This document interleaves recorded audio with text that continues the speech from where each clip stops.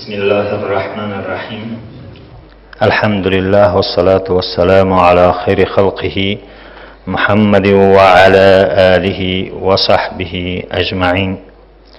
استاد محترم محی‌الدین کبیری، رهبر حزب نهضت اسلامی تاجیکستان و وکیل مجلس نمایندگان، رهبریت محترم حزب نهضت اسلامی تاجیکستان، مهمانان و نمایندگان کورپوس‌های دیپلماتی، رهبران و نمایندگان احزاب سیاسی، تحلیلگران و ژورنالیستان و پدران و مادران و برادران و خواهران اعضا و جانبدار حزب نهضت اسلامی تاجیکستان، السلام علیکم و رحمت الله و برکاته.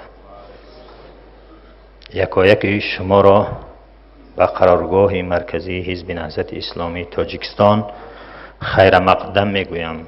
خوش آمدید، نور دیده، تاج سر. و برای اینکه از دور و نزدیک به اینجا قدم رنجه کرده آمده اید، منتداری خود و منتداری همکارهایم را به شما میرسانم. همچنین به مناسبت روز فرخنده، روز وحدت که با خون شهدا و با صدها مشکل به دست آمده است، تبریک و تهنیت گفته از درگاه خداوند برای همه شما عمری دراز، تنی صحت، زندگی آرام و برای کشوری عزیزمان آرامی و تنجی و رشد و ترقی آرزومندم. به خاطر پرنور و متبرک ساختن محفلمان از قاری محترم بلال الدین غیروف خواهش می نمایم که به منبر آمده چند آیات از کلام الله را به سمع ما و شما برساند. فرمایید.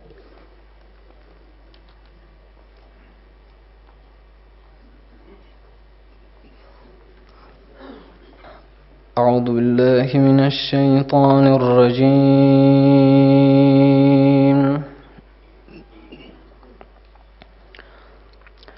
بسم الله الرحمن الرحيم.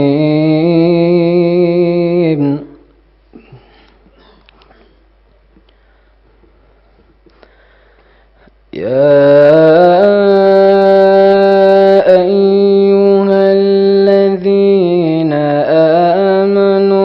اتقوا الله حق تقاته ولا تموتن إلا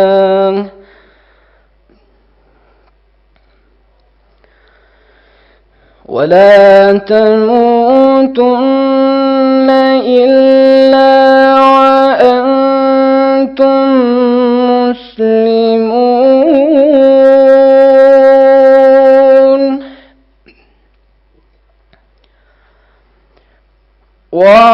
واعتصموا بحبل الله جميعا ولا تفرقوا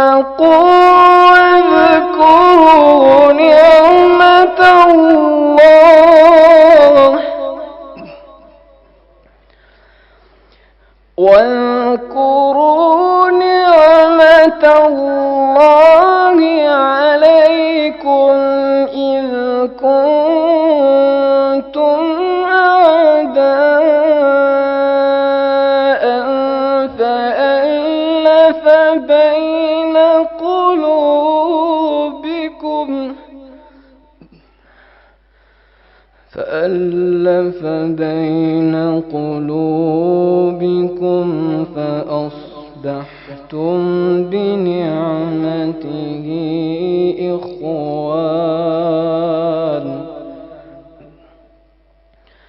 فأصبحتم بنعمته إخوانا وكنتم على شفا حفرة من النار فأنقذكم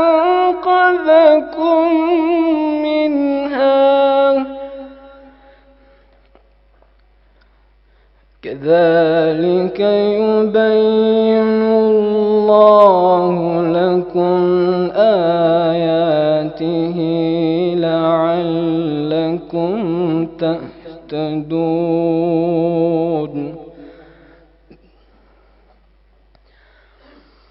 ولتكن منكم أمة يهدون إلى الخير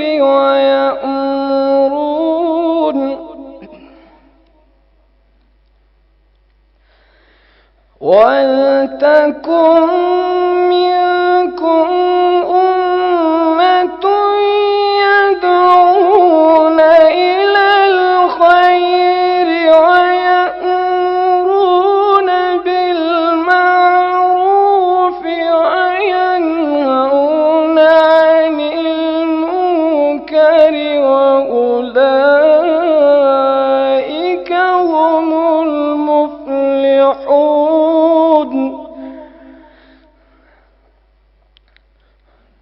ولا تكونوا كالذين تفرقوا واختلفوا من بعد ما جاءهم البينات وأولئك لهم عذاب عظيم يوم تبيض وجوه وتسود وجوه فأما الذين اسودت وجوههم أكفرتم بعد إيمانكم فذوقوا العذاب بما كنتم تكفرون وأما الذين ابيضت وجوههم ففي رحمة الله هم فيها خالدون تلك آيات الله نتلها عليك بالحق وما الله يريد ظلما للعالمين صدق الله العظیم. بار دیگر همه شما استادان، برادران، مهمانان را به قرارگاه حزب نهضت اسلامی تاجیکستان خیر مقدم میگویم و به این مناسبت روز وحدت بار دیگر همه شما را تبریک میگویم. الها همیشه شاد و خرم باشید و الها کشوری عزیزمان تاجیکستان آرام و تنج همیشه باشد. میگویند نشست هایی که در آن یاران و دوستان جمع می شوند، از دور و نزدیک و یکدیگر را می بینند، بهترین نعمت است و غنیمت است، باید از اون بهترین استفاده کرد. شاعر میگوید هیچ شادی نیست اندر این جهان، بهتر ز دیدار روی دوستان، هیچ تلخی نیست بر دل تلختر، از فراق دوستان پرهنر. لازم به یادآوری است که در محفل ما فعلا سفیر محترم آلمان جناب خلگرگرین و همچنین سفیر محترم یاپونیا جناب تاکاشی کامادا و همچنین نمایندگان کشورهای ترکیه و قزاقستان و دیگر کشورها شرکت دارند. ما همچنین آنها را خیر مقدم میگوییم. Our honorable guest, you are most welcome. We are very happy to see you in our gathering. Thanks a lot for coming. برادران عزیز و خواهران گرامی، چنانه که میدانید حزب نهضت اسلامی تاجیکستان ماه ایون را ماه تحکیم صلح و وحدت اعلان نموده است و ما امروز با وجود فشارها و تعقیبها و با وجود محدودیتها میخواهیم که این محفلمان محفلی برادرانه، محفلی عیدانه و جشنی باشد. در صلح و وحدت قوت است و در پراکندگی خواری و ذلیلی. محمد اقبال لاهوری با زبان اردو یک شعر خوب درباره وحدت دارد، میگوید و انشاءالله که به اردو است، اگر شما هم توجه بتید انشاءالله که خواهید فهمید. میگوید فرد قائم ربط ملت سے ہے تنها کچھ نہیں، موج ہے دریا میں بیرون دریا کچھ نہیں. به این معنا است که قوتی فرد هر کسی باشد با علاقه خوب با جمعیت و با مردم است و با تنهایی هیچ است، مثل که موج در داخل دریا هست و بیرون دریا یگان جوش و خروش نیست. سخن را به درازا نمی کشم، فقط میخواهم یک صورت عمومی از برنامه را داشته باشیم. صحبت اول از آن پروفسور ابراهیم عثمانوف می باشد، عضو کمیسیون آشتی ملی، دکتر علم‌های تاریخ، سیاستمدار و ژورنالیست. سخن دوم به جناب فیض‌الدین امام شاه محمدویچ، عضو زیر کمیسیون عاید به حقوق در کمیسیون آشتی ملی و یکی از فعالان جامعه شهروندی، و بعد اون نوبت به جلال‌الدین محمود، مشاور رئیس حزب نهضت اسلامی تاجیکستان و هم رئیس کمیسیون نظارت به آتش بس، و سپس انشاءالله یک نواری 15 دقیقه‌ای که همکارانم آماده کرده اند اون را یک جای انشاءالله در همین جا تماشا خواهیم کرد. و بعد نوار انشاءالله نوبت به خانم معلمه آینی حال بابا نظر و یکی از فعالان جامعه شهروندی، حقوق شناس، نامزد به مقام ریاست جمهوری از طرف حزب نهضت اسلامی تاجیکستان در انتخابات پرزیدنتی سال گذشته و حالا رئیس فوند پرسپکتیو پلوس. و ششم بعد معلمه جناب امیربک عطابک، عضو کمیسیون آشتی ملی و سابق رهبر سازمان لعل بدخشان که عضو اتحادی نیروهای اپوزیسیون بود، او صحبت خواهد کرد. و بعد او انشاءالله شاکرجان حکیم معاون حزب سوسیال دموکرات صحبت خواهد کرد.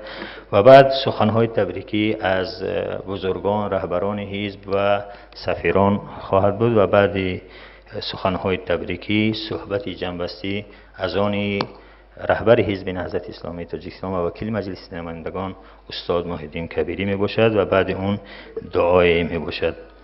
و فعلا صحبت را به پروفسور ابراهیم عثمانوف، عضو کمیسیون آشتی ملی، دکتر علم‌های تاریخ، سیاستمدار و ژورنالیستی معروف کشور می دهم. فرمایید استاد.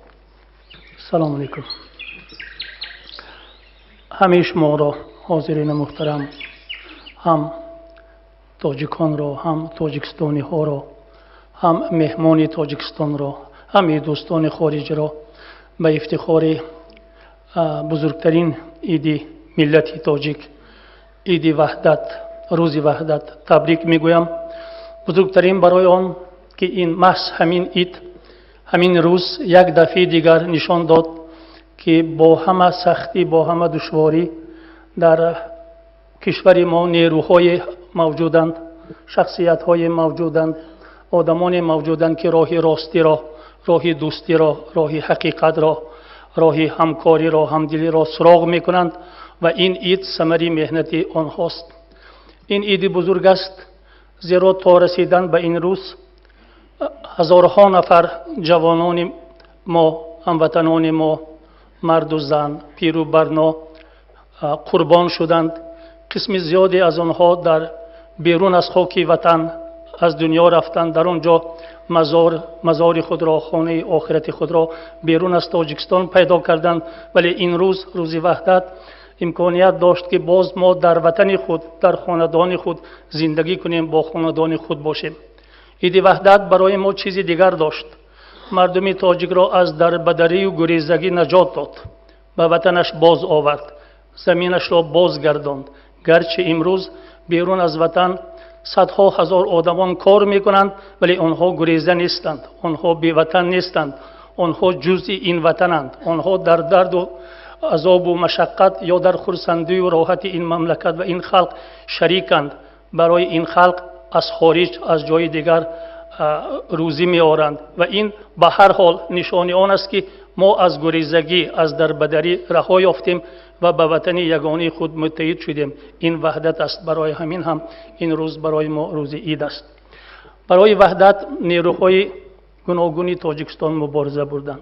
ما از بس که از خلقهای بیدارتری شوروی بودیم، در اواخر سالهای 80 شاید اولین شده بیدار شدیم، شاید اولین شده برای امتیازهای ملی، امتیازهای مذهبی، امتیازهای دموکراتی خود مبارزه بردیم و شاید از همین سبب ما پیشتر و بیشتر از دیگران به ورطه ماجرای داخلی گرفتار شدیم که این ماجرا ما را به راه ما را خیلی به خطایی‌های بسیار بود. مملکت ما را به مملکتی از پیشرفته اون زمان به یک دولت نسبتاً عقب مانده ترین این زمان تبدیل داد. حتی ایمیج ملت ما بیرون از خاک تاجیکستان تغییر یافت، خیلی سخت تغییر یافت و نه به منفیت ما تغییر یافت. و در این جنگی که، در این تلاش هایی که در این سالها بودند، نیروهای سالم حقیقتاً روز زدند، نیروهای سالم خلق را متحد کردند. من در بین این نیروها می توانم هم از نمایندگان دولت تاجیکستان، هم از نمایندگان نیروهایی که در مقابل حکومت آنوزی تاجیکستان قرار داشتند شخصیت‌ها را نام برم. و البته در این نوبت در جای اول از سردار دولت تاجیکستان پرزیدنت امامعلی رحمان، از رهبر اتحاد نیروهای مخالفین تاجیک استاد سید عبدالله نوری، از پیروانی که همراه اینها و در کمر اینها برای صلح مبارزه کردند یاد آوردن لازم است. متاسفانه قسم زیادی از اون آدم ها امروز همراه ما نیستند، ولی روح و کار آنها همراه ما هستند. گاهی میپرسند این صلحی که ما امروز داریم چی صلح است؟ آیا صلح است؟ آیا آشتی است؟ آیا وحدت است؟ چون ما همه در این مملکت زندگی میکنیم، به این یا آن حد امکانیت زندگی کردن داریم، به این یا آن حد به همدیگر رفت و آمد کردن داریم، به این یا آن حد روزگار خود را پیش برده میتوانیم. این صلح است، این وحدت است. این راه به صلح، راه به وحدت یا نمونه از صلح و نمونه از وحدت است. شاید چیزهایی هستند که در این هنوز ما پر حل نکردیم، ولی امید به آن میکنیم که روز به روز باید چیزهای نیک بالاتر پیدا شوند، روشن‌تر شوند و چیزهایی که مخالفت این چیزهای نیک هستند عقب افتند و نابودتر شوند. من امید میکنم که سال دیگر در روز وحدت امکانیت و سخنرانی ما بالاتر و بقوتر باشد تا ما احساس کنیم که در یک سال دیگری هم که میگذرد وحدت ما مستحکم شده است. عید مبارک برادران عزیز.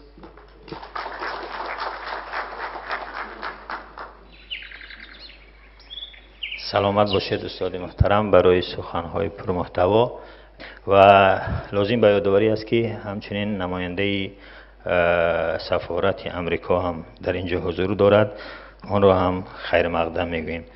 سخن نوبتی به فیض‌الدین امام و شاه محمدویچ عضو زیر کمیسیون عاید به حقوق در کمیسیون آشتی ملی و یکی از فعالان جامعه شهروندی.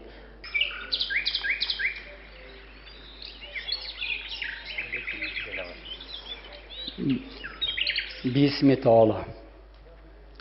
سلام علیکم و رحمت الله. برادران و دوستان نهایتاً گرامی، شما را با مناسبت روز عید وحدت تبریک و مبارکباد میگویم و از خداوند آرزو دارم که همه ما شخصیت هایی که به همین کلمه وحدت اینجا هست صادق باشیم. من همچون اعضای کمیسه آشتی ملی در زیر کمیسه حقوق زیاده از 2 سال فعالیت کردم. البته اون چیزی که در دوره مذاکرات روی کاغذ آورده بودن و سندهای به امضا رسیده بودن، وظیفه ما کاملا تصدیق کردن و عملی کردن آنها بود. شاید بعضی عامل‌ها تاثیر رساندن و ما نتونستیم اون را کاملا تصدیق کنیم، عملی کنیم. لیکن چند جاهایی هستن که اونا رو شما همتون باوری دارم که خوبتر میدونیم، من فقط شما رو یادرس میکنم که روز 11 دکبر سال 1996 رو هیچ کس باید فراموش نکنه. اون روزی بود که اصلا همه کار از اونجا جریان گرفت. روزی بود که سرور دولت قطعی راهبری اتحاد نیروهای اپوزیسیون استاد مرحوم ما که به نهایت گرامی است خدا رحمت کنه، همون رو آخری کردن با دستگیری استاد ربانی خدا رحمتی و احمد شاه مسعود. از همون روز جریان اساسی صلح ما همچنان که در سیاست کار میکردم شروع شده بود. پیشتر زحمت ها زیاد بود که اونجا اوجی با وجود اومدن اون شد. بعد از اون صلاحیت های کمیسه آشتی ملی 23 دکبر سال 96 به امضا رسیدن. بعد از اون انا سندی استقرار صلح و وزارت ملی در شهر مسکو به امضا رسید و ما در اونجا همچون اعضای کمیسه آشتی ملی اشتراک کردیم و سند اولی که ما قبول کرده بودیم سند اشتراک کنندگان مقاومت سیاسی و نظامی در تاجیکستان بود. همچون اونجا در اون عوف یمنا بود. در اون عوف من که همچون حقوقشناس اشتراک میکردم، تاجیک ما روی خط داشتیم، زیاده از 900 نفر ما اونجا روی خط کردیم و قسمت آنها با آزادی برآمدن، قسمتشان همونجا از دنیا گذشتن و قسمت شاید حالی هم باقی باشن. این چیز رو من خاطر رسان کرده نمیتونم، چون اون سنده که عوفی که ما قبول کرده بودیم کاملا به جا نرسیده بود.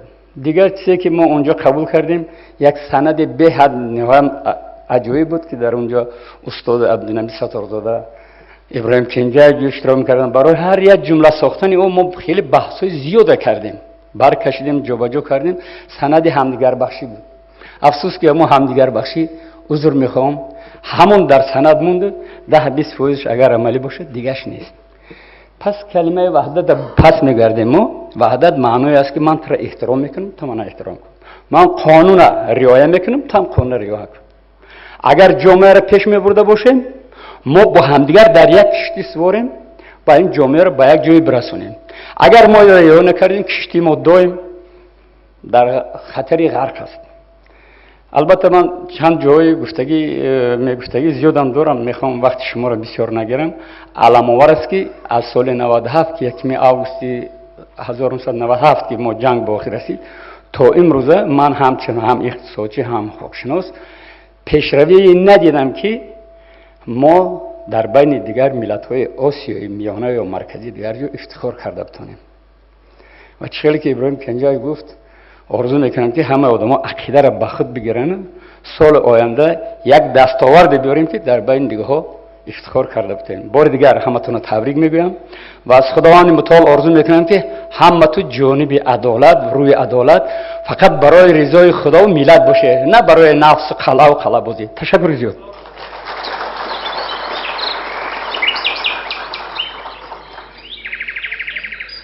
تشکر استاد محترم. و فعلا صحبت نوبتی به جناب جلال‌الدین محمود، مشاور رئیس حزب نهضت اسلامی تاجیکستان و هم رئیس کمیسه نظارت به آتش بس، فرمایید.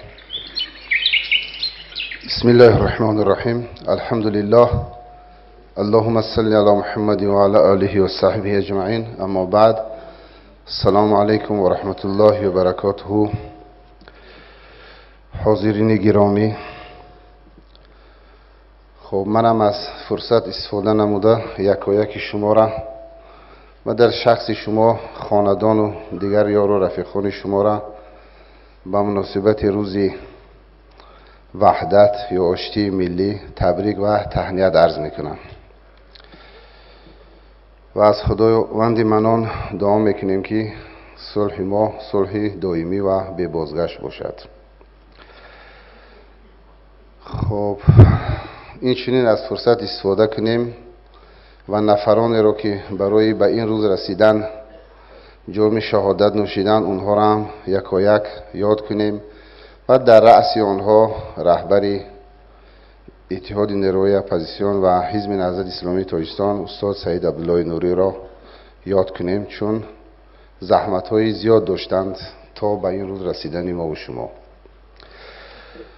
خب چون حزب نهضت ماه را ماه تحکیم وحدت اعلان کرده است، خب دیگر ما هم باید از پهلوهای تحکیم وحدت چیزی بگیم.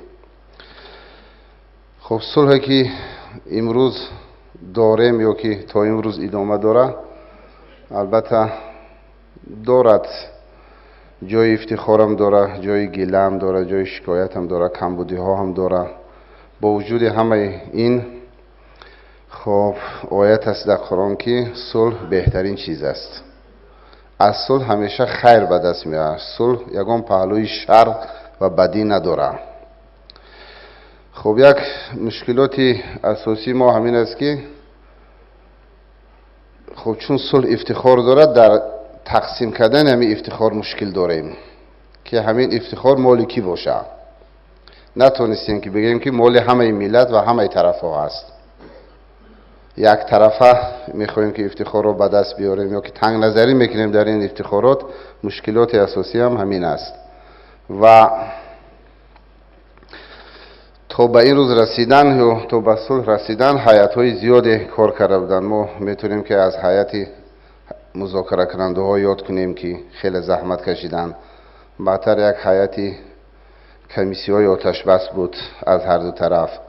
بعدتر هیئت کمیسی آشتی ملی بود. در اصل اینا راهبرای این هیئت ها بودن.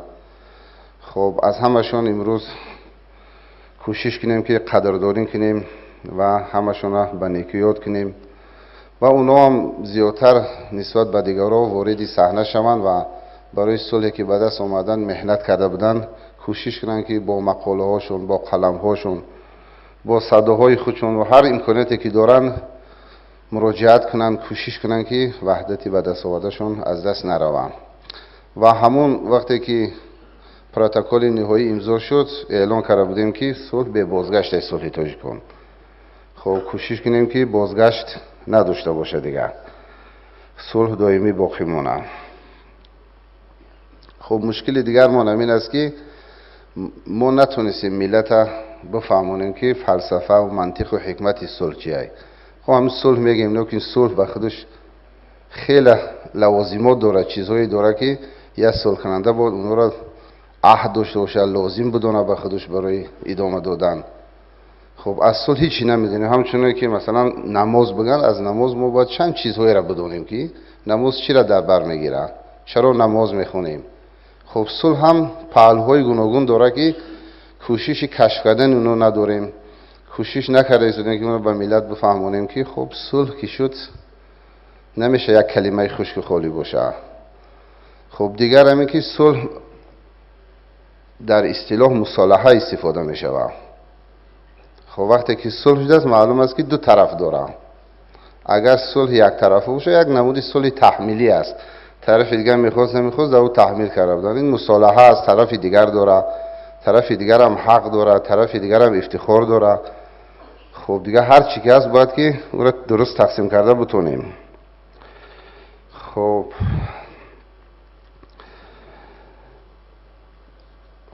طرف دیگر صلح که اتحاد نیروی اپوزیسیون بود یا حزب نهضت اسلامی تاجیکستان در رأس آنها بود. خب برای صلح کردن قدرت داشت، برای صلح کردن توانایی داشت، منطق داشت. این خیلی نبود که از ضعفش صلح کرده باشه و از ناتوانی و از ناچاری، همچنان که امروز قلمداد کرده ایستادن. خب با همه قدرت، با همه توانایی صلح کرده بود. خود صلح هم کاری آسان نیست.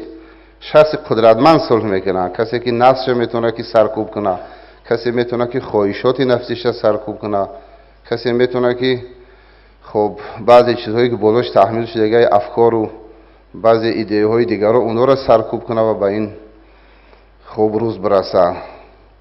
و طرف دیگر صلح همون قدرت هنوز هم داره، همون قدرتی تحمل شه، همون قدرتی درک و فهم و ادراک و خب همون قدرتی تطبیق کردن صلح. بنابراین در این روز بار دیگر از همه جانبداران صلح و کسانی که از صلح استفاده میکنند خواهش میکنیم که خب هماهنگ شوند با خب اون چیزی که حزب نهضت اعلان کرده است، ماه تحکیم صلح. خب در دیگر خواهش های حزب نهضت هم بود که ماه دوم ماه رمضان هم به مناسبت صلح ماه تحکیم وحدت و صلح اعلان شود. خب انشاءالله که خب ما صادقیم به همون صلح کردگیمون، با وجود همه مشکلات صلح به بازگشت نگه می‌داریم. سلام علیکم.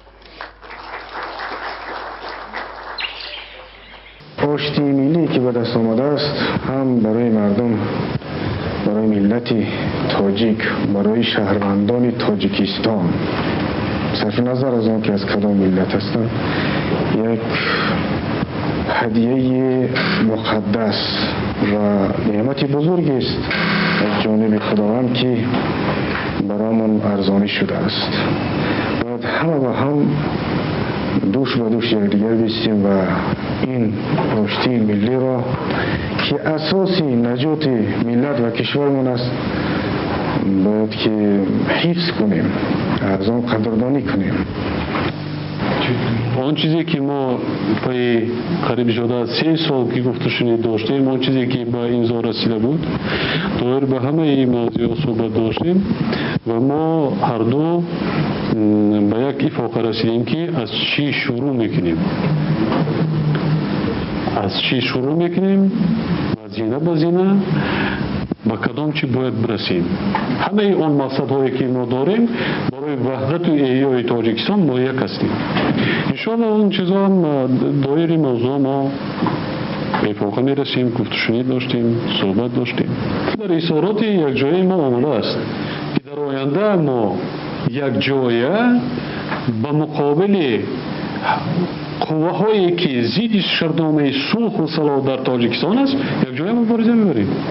واقعا دستاوردی که امروز هر یک تاجیکستانی اگر بخواهد که بگوید به ملت چی کردی، تنها از صلح زیاد چیزی زیادی گفته نمیتونند، زیرا حالا برای ملت هیچ کس کاری خوب جز این صلح نکرده است.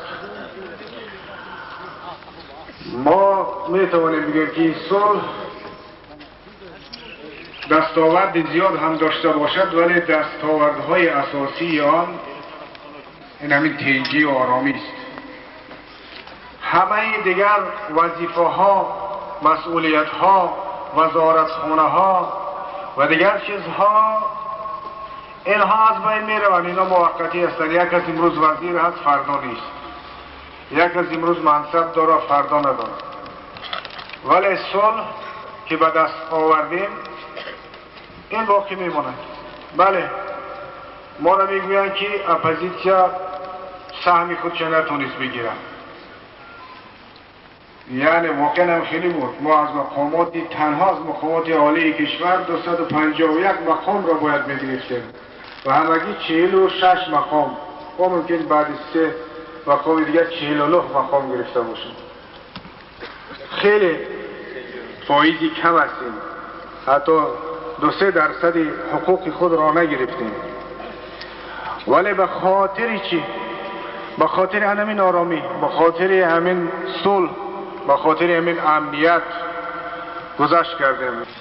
حسنة وفي الآخرة حسنة وقنا عذاب النار. اللهم وفقنا لما تحبه وترضى. خداوندا خوشی‌های دنیا و آخرت را برای این مردم و برای تمام مردم تاجیکستان نصیب بگردان. رحمتک.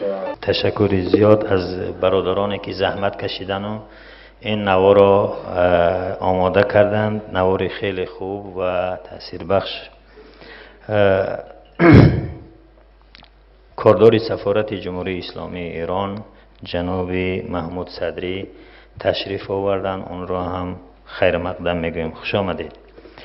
حالا نوبت به آیین حال به نظر رود یک از فعالان جامعه شهروندی نامزد به مقام پرزیدنتی از طرف حزب نهضت اسلامی تاجیکستان در انتخابات پرزیدنتی سال گذشته بفرمایید.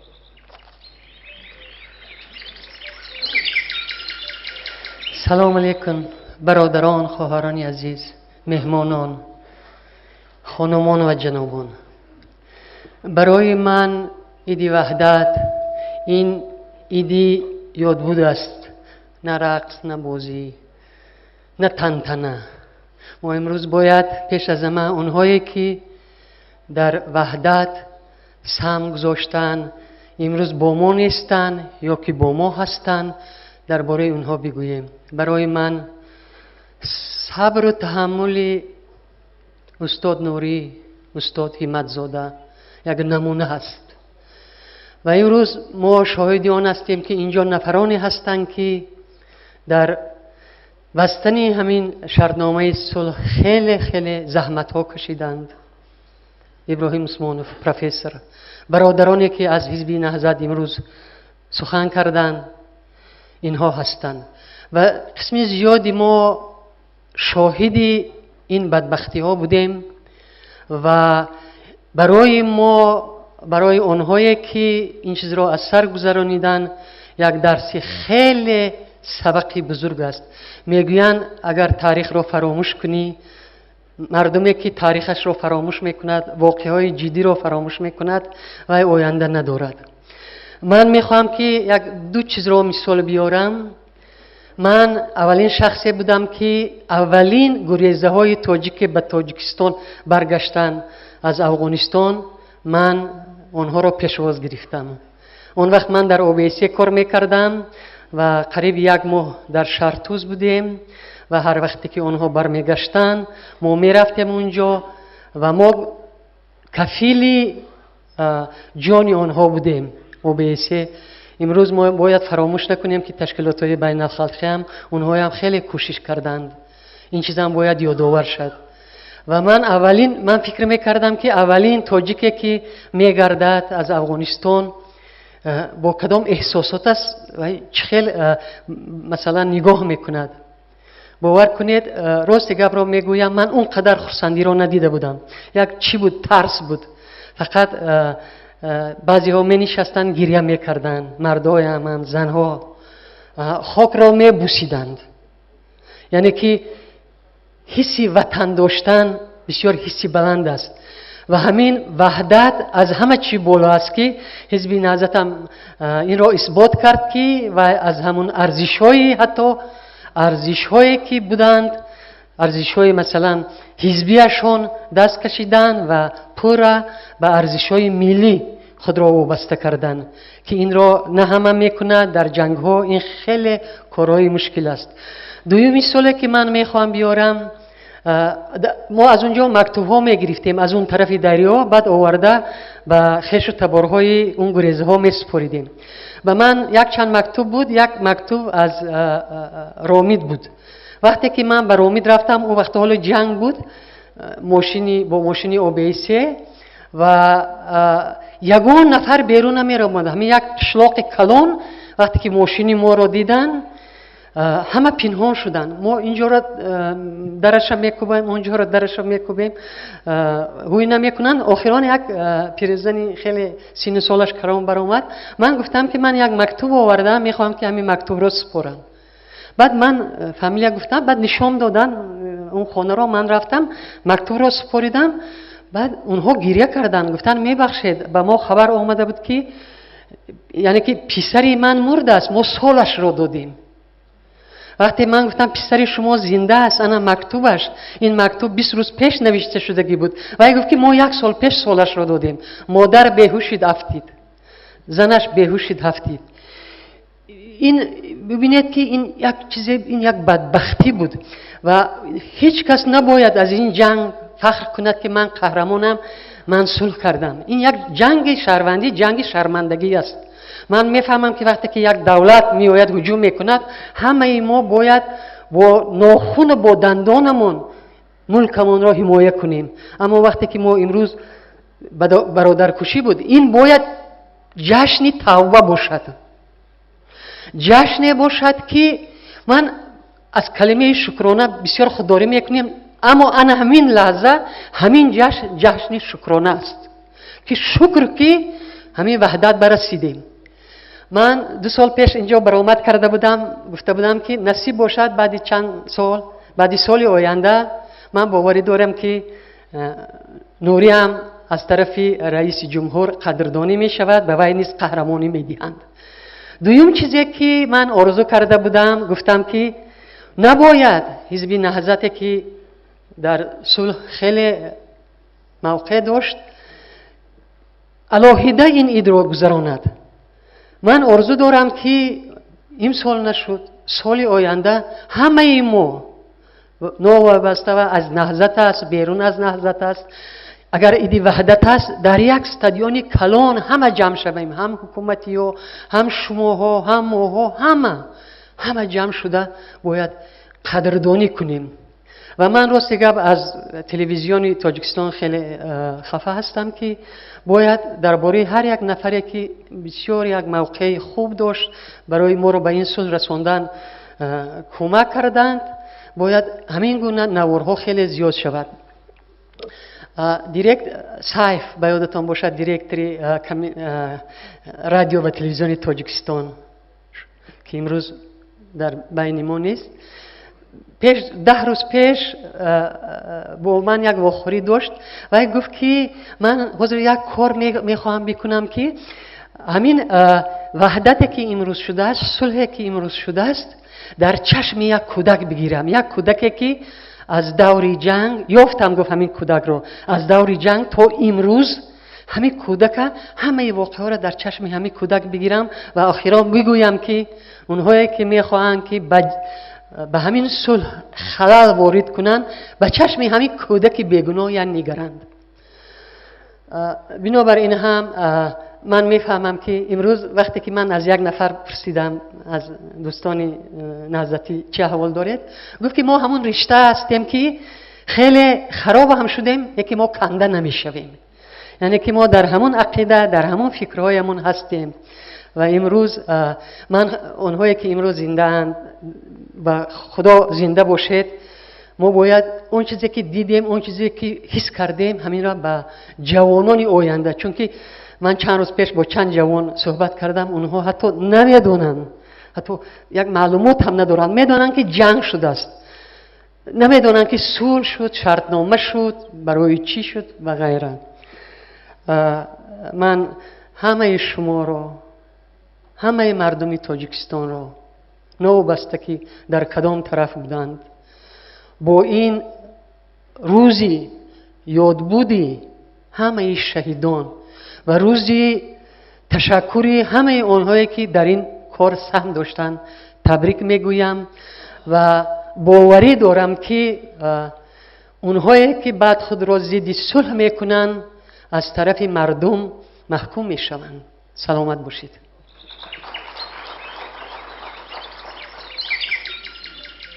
سلامت باشید معلمه بزرگوار. بله، چنانه که شما گفتید، نهضتی ها در اطراف رسمان خداوند جمع آمدن بر اساس قول خداوند که میفرماید واعتصموا بحبل الله ولا تفرقوا. و الان من از جناب امیربگ عطابک، عضو کمیسیون آشتی ملی و سابق رهبر سازمان لعل بدخشان که عضو اتحاد نیروهای اپوزیسیون بود، دعوت می‌کنم. بفرمایید.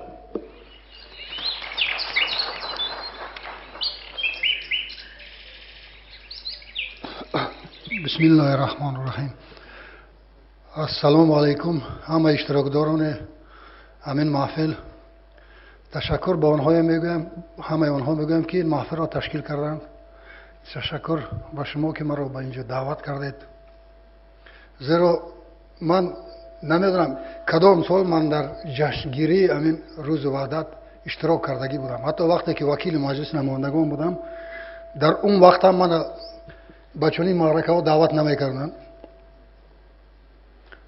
و من از این خفه نیستم. خرسند از اون هستم که یار رفیق زیادی دارم.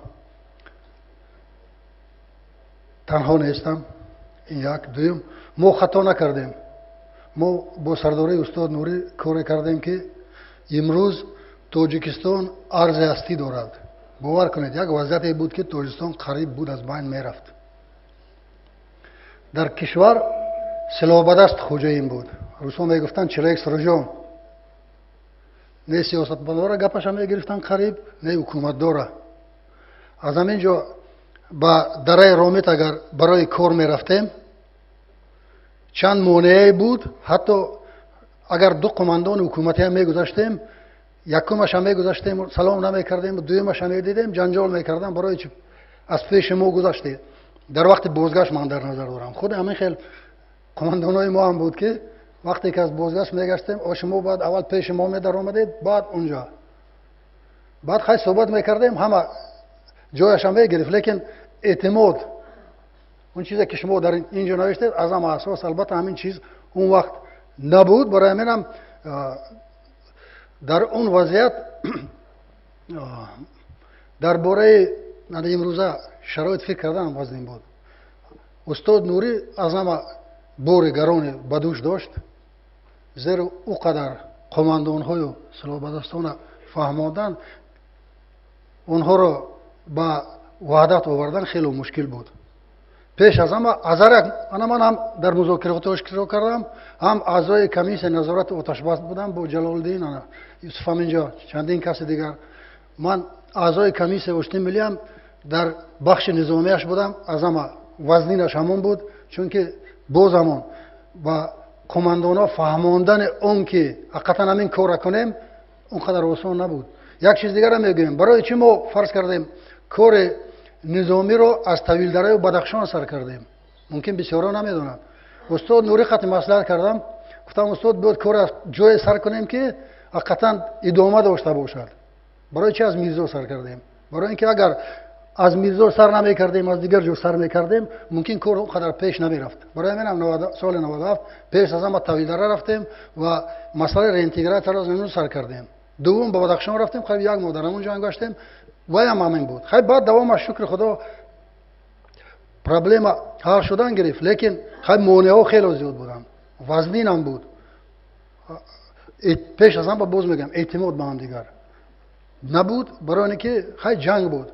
لیکن باز چیز دیگری بود که ما کوشش میکردیم کشور خود را خیلی که است اقلا نگاه داریم. من یک عالم روس کتابش خواندم درباره پشتخوری اتحاد شوروی و در اونجا میگوید که کدام کشور بعد اتحاد شوروی چی گرفت.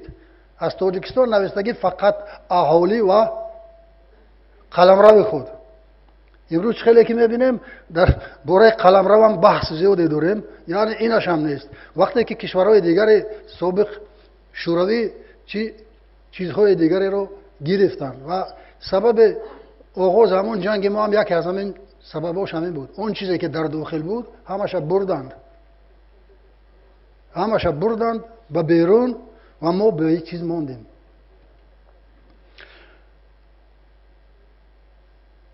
پیش از همه البته بار دیگر خیلی که همینجا صحبت پیش از من گفتند، البته ما همه وقت باید از استاد نوری سر کرده همون نفرانی که در بین امروز در بین ما نیستن در پهلو استاد بودن و از جانب حکومت هم همین خیلی نفرایی بودن که در صلح و آرامی کشور سهم گذارند، آنها رو یاد کنیم. البته ما همه وقت اونها رو یاد کرده ایستادیم، ما یگان وقت رو فراموش نمیکنیم. خیلی امروز این روز مخصوص که است در اینجا باز بار دیگر البته به خاطر میبریم و به خاطر میبریم همون حالت هایی که پیش در همون سالها بودند.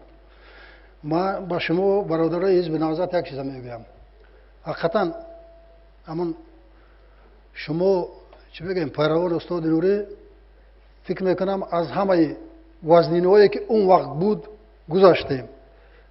حاضر شکر خدا خیلی که نباشد اینو رو شما با آسانی پس سر میکند. من همه وقت خواهانم که شما سربلند باشید، شما همون روی ادامه داده روی استاد نوری ادامه دید. خیلی ما کدامایی که با شما بودیم در کدام حزب باشیم در کدام ما با شما برادریم، ما با شما تاجیکیم. ما با شما تاجیکستانی ما یگان وقت همدیگر رو فراموش نکنیم، هیچگاه همدیگر رو باید فراموش نکنیم. و آن چیزی که امروز انا فرض کردیم به واسطه اخبار عموم می رود، شخصا من تماشا هم نمی کنم، در بسیاری وقت ما رو عصبی هم می کنند. یک کودک می برن درباره صلح گپ میزند و خود همون مفهوم صلح گپ معنایش نمیداند. یک نفر میبیند صحبت میکنه از تلویزیون تاجیکستان درباره وحدت سخن میراند و مضمون همون کلمه وحدت نمیداند. این عیب است. ما وقتی که درباره از یک طرف وقتی که میگیم ما هم تاجیکیم و ملت تاجیکیم، همینجا خودش کلمه ملت خود کلمه وحدت کمی چی میگیم زیادتی است.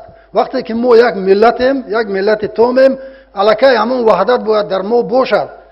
اگر وحدت نباشد ما یک ملت توم نیستیم.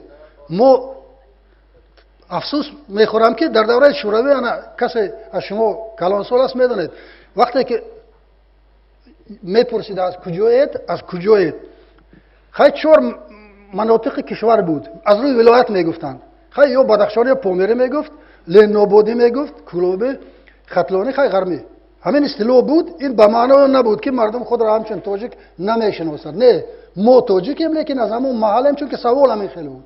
حاضر افسوس میخورم که همون باور کنید در همون خارق میروه، همون کوچه و کوچه مردم تقسیم شده است. وقتی که میپرسید و کوچه‌اش میگوید. این بدبختی است. این بدبختی است. و همچون شهروند، همچون تاجیک، همچون تاجیکستانی وظیفه ما از اون عبارت است که هر یکی ما باید مردم خود را سرجم کنیم، همه‌اش را. مردم ما باید همین خیلی تقسیم نشود، حتی نوابسته به ملت. کسی که در تاجیکستان زندگی میکند تاجیک است، تاجیک نیست، همه حقوقهای برابر داریم و باید همدیگر را احترام کنیم. اون چیزی که به دست آوردیم باز میگم با آسانی به دست نآمد. باور کنید از هر یک مذاکرات وقتی که خارق میرفتم من با قماندان‌ها جنجال میشدم. برای چی؟ برای اینکه اون چیزی که ما در مذاکرات محاکمه میکردیم و بحث میکردیم و باید عملی میشد، در اونجا با نفران دیگری بودن که ضد ما تشویقات میبردن، ضد مذاکرات تشویقات میبردن، ضد صلح تشویقات میبردن و همین خیلی در همه جا بود. برای منم باز میگویم پیش از همه را تبریک. دویم ما باید همون کلمه بزرگ یگان وقت فراموش نکنیم و همه مردم خود را کار کنیم که هیچ قدر کسی که تواند به همین هدایت کنیم و کوشش کنیم که کشور ما از همون بلایی که در همون وقت گرفتار بود دیگر عمر بود رهایی یافت و دیگر همون چیز رو نبینیم. از وای بدبخترین وضعیت نبود و اونهایی که امروز میخوان کم از هر جا با گفت کدام الان مانند و میخوان کشور ما رو ناآرام کند، خدا همونا رو از بین ما برد، اینش هم خوبتر است. و از خدای بزرگ به همه شما صحت، سلامتی، توفیق آرزومندم. سلامت باشید.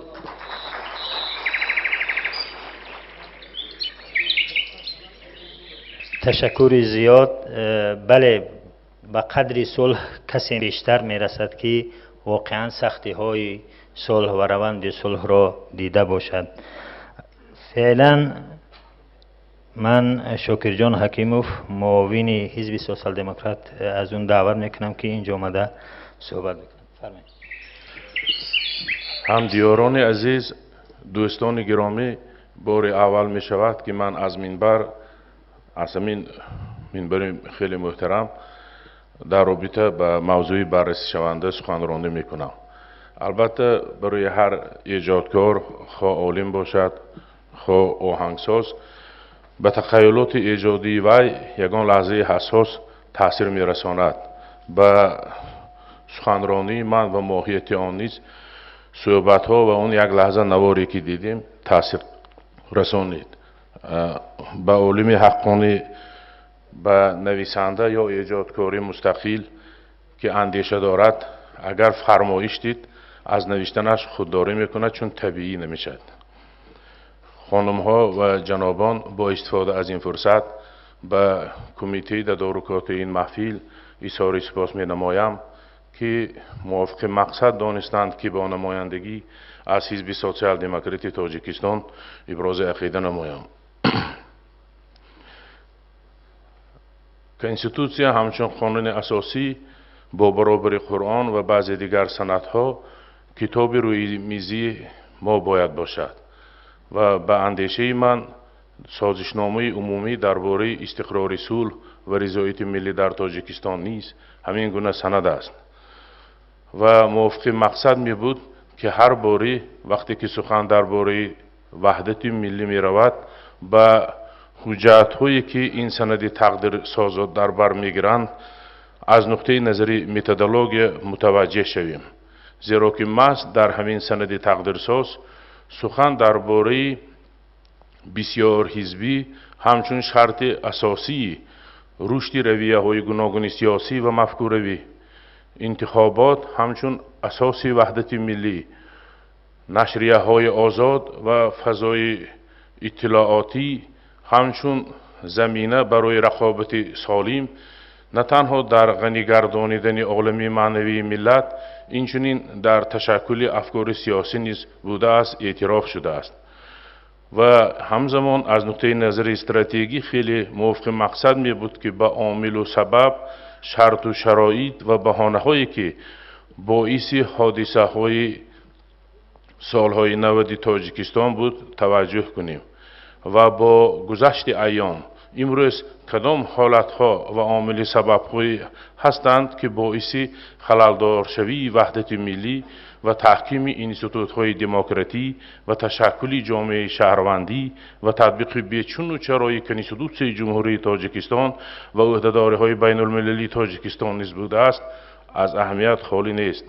از این خاطر چون اشاره شد که در بالا امروز جشن است و از تحلیل و نقطه نظر انتقاد خودداری کنیم، با همین من محدود می شوم. برای هر یک شما سلامتی می خواهیم و طوری که اشاره شد با منطق و فلسفه و ماهیت وحدت واقعا سرفهم روم. سربلندی و خان آبادی می خواهم. متشکرم. تشکر زیاد. حالا از سفیر محترم آلمان جناب خلگر گرین خواهش میکنم که سخن تبریکاتی خود را بفرماید. I would like to invite the ambassador of Germany, please.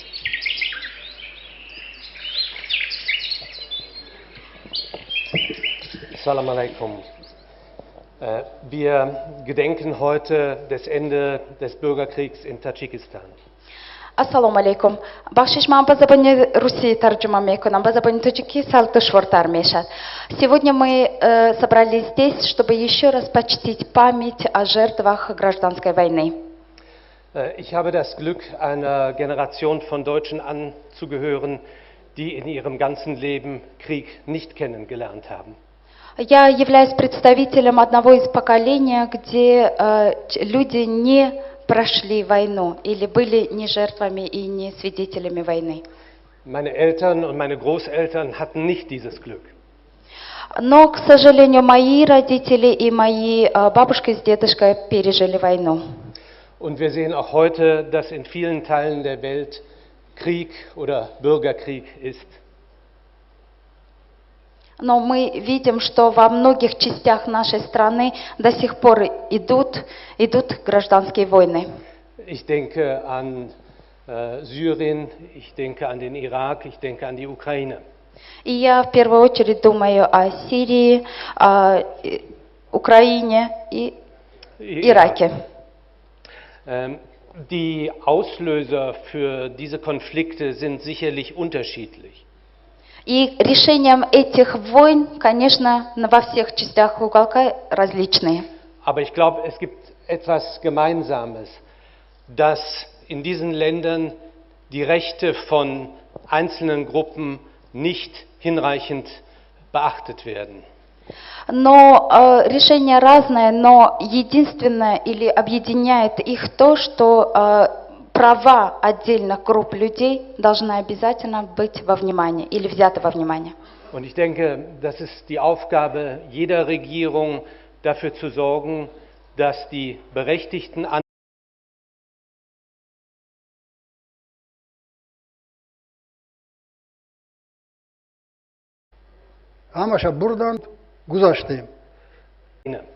И я в первую очередь думаю о Сирии, о Украине и Ираке. Die Auslöser für diese Konflikte sind sicherlich unterschiedlich. И решением этих войн, конечно, во всех частях уголка различные. Aber ich glaube, es gibt etwas Gemeinsames, dass in diesen Ländern die Rechte von einzelnen Gruppen nicht hinreichend beachtet werden. Но решения разные, но единственное или объединяет их то, что права отдельных групп людей должны обязательно быть во внимании или взяты во внимание.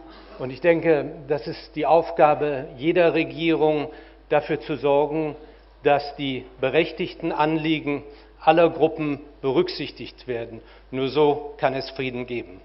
И главной задачей правительства является взять во внимание все права и все мнения вот таких отдельных разрозненных групп для того, чтобы в итоге привести к миру. Спасибо. Vielen Dank.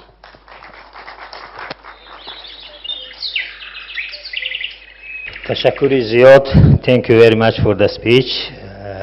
حاضر من از کاردار سفارت جمهوری اسلامی ایران جناب محمود صدری خواهش میکنم که آمده به منبر صحبت کنند. بسم الله الرحمن الرحیم. یا حول ولا قوة الا بالله العلی العظیم. سلام عرض میکنم. برای من بسی مایه افتخار و خرسندی است که امروز در این مجلس حضور دارم به دو علت. علت اول این که در خدمت مؤمنین سروران گرامی و برادران عزیز تاجیکی خودم هستم و علت دوم در روزی خدمت شما هستم که این روز شریفترین و عزیزترین روز برای شماست، به خاطر اینکه پایان یک تراژدی بزرگی بود که در کشور شما اتفاق افتاد و الحمدلله با درایت و تدبیری که بزرگان شما داشتن به وحدت و صلح انجامید. من زیاد مصدق اوقات شما نمیشم. دو نکته رو خدمت شما عرض میکنم. اول نکته این که ما آموزه های قرآنی به ما یاد میده که وحدت نقطه است که مسلمان ها و مؤمنین باید بهش توجه کنند و اگرچه انسان وجودش در کثرته، ولی آموزه قرآن نشون میده که این کثرت موقعی اعتبار داره و موقعی مقدسه که این کثرت به وحدت بیانجامه و اون انسانی شریف هست در برابر خداوند که بتونه اون کثرت خودش رو به وحدت برسونه. جامعه هم همینطور هست. جامعه اسلامی است که این جامعه در عین حال که تفاوت فکری داره و این تفاوت فکری هم باعث رشد و کمال اون جامعه است، ولی این تفاوت‌ها به وحدت برسه، نه به کثرتی که متاسفانه باعث نزاع و درگیری بشه.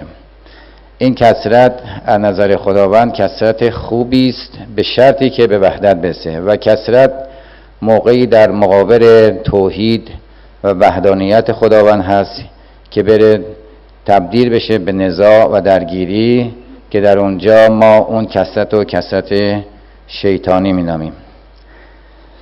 نکته دوم که خدمت دوستان میخواستم عرض کنم این هست که متاسفانه برعکس آموزهای قرآن ما شاهد هستیم که در جهان اسلام اختلافات و اون کثرتی که طبیعی است تبدیل شده به یک نیروی اهریمنی و شیطانی و مسلمان ها برعکس واعتصموا بحبل الله جمیعا ولا تفرقوا یا انما المؤمنون اخوه نزاع و درگیری رو جایگزین اخوت قرار دادن. جنگ شهروندی سه مشخصه بسیار بد داره. جنگ در نفس خودش، در نهاد خودش یک پدیده شوم و زشتیه، اما وقتی به جنگ شهروندی و میان یک جامعه میانجامه از خصوصیات بسیار بدتری برخورداره. چرا اینکه اولا بین برادران و خویشاوندان و کسانی است که با هم ارتباط نزدیکی دارند و نکته دوم این که تخریب جنگ شهروندی و جنگ بین یک جامعه بسیار بیشتر از یک جنگی است که بین دو تا ملت و دو تا جامعه متفاوت صورت میگیره. متاسفانه ما امروز میبینیم که در جهان اسلام در 2 دهه اخیر مثلا در الجزایر مشاهده میکردیم که جنگ هایی که در الجزایر بین مردمشون اتفاق افتاد شاید الجزایر رو 50 سال به عقب انداخت، یا جنگ هایی که در لبنان صورت گرفت و باعث کشت و کشتار زیاد و عقب افتادگی کشورشون شد که هنوزم این نزاعات به شکل مختلف ادامه داره. یا متاسفانه در چند ساله اخیر که در سوریه و عراق ما مشاهده میکنیم که اختلافاتی که میتواند در قالب وحدت قرار بگیره و باعث رشد جامعه بشه تبدیل شده به جنگ‌های بسیار شومی که بین ملت‌های مسلمان در جریان هست و این نشون میده که ما مسلمان‌ها متاسفانه آموزه‌های قرآنی رو در سررهره کار خودمون قرار نمیدیم و بیشتر دغدغه زبانه یا اینکه مفاهیمی که از آموزه‌های قرآن میگیریم مفاهیمی نیست که منطبق بر واقعیت قرآنی باشه. واقعیت قرآنی وحدته، نه بین فقط مسلمان ها، بین همه جوامع. و خداوند در اون آیه کریمه میفرماید که ما شما را از مرد و زن آفریدیم و شما را اگر در واقع تقسیم کردیم برای اینکه همدیگه رو بهتر بشناسید، نه اینکه با همدیگه نزاع و درگیری داشته باشید. من بسیار خوشحالم که میبینم که جامعه تاجیکستان امروز جامعه‌ای است که در آرامش و امنیت کامل هست و خرسندم که ما ایرانی ها هم نقشی رو در این وحدت بین شما و در آشتی بزرگی که بین ملت بزرگ و عزیز تاجیکستان صورت گرفت ما هم یک نقشی رو ایفا کردیم. سیاست قبل و الان و بعد کشور من این هست که ما یک تاجیکستان آباد و یک تاجیکستان پیشرفته، تاجیکستانی که در آرامش و امنیت کامل باشد و ببینیم و از همه توان سیاسی اقتصادی خودمون برای اینکه ما شاهد این باشیم که شما ملت بزرگ تاجیکستان در آرامش باشید و ارتقا پیدا کنید و تعالی عرض کنم که انسانی و مادی و معنوی داشته باشید. ما در کنار شما، ملت شما، دولت شما بوده و خواهیم بود. شما را به خدا میسپارم و تشکر میکنم و از نهضت اسلامی هم متشکرم که بنده رو دعوت کردن که امروز در خدمت شما عزیزان باشم.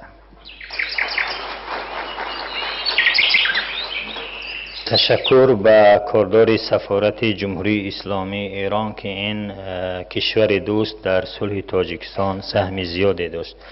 داریم به آخر برنامه قریب می آییم و یک دو سخنان تبریکاتی کوتاه ماندگی است و بعد انشاءالله صحبت جنبستی را رئیس حزب نهضت اسلامی انشاءالله انجام خواهد داد. فعلا از ولی خواهش من این است که از همه این آنهایی که صحبت میکنن بسیار کوتاه باشد زیرا که وقت هم کمتر مانده است.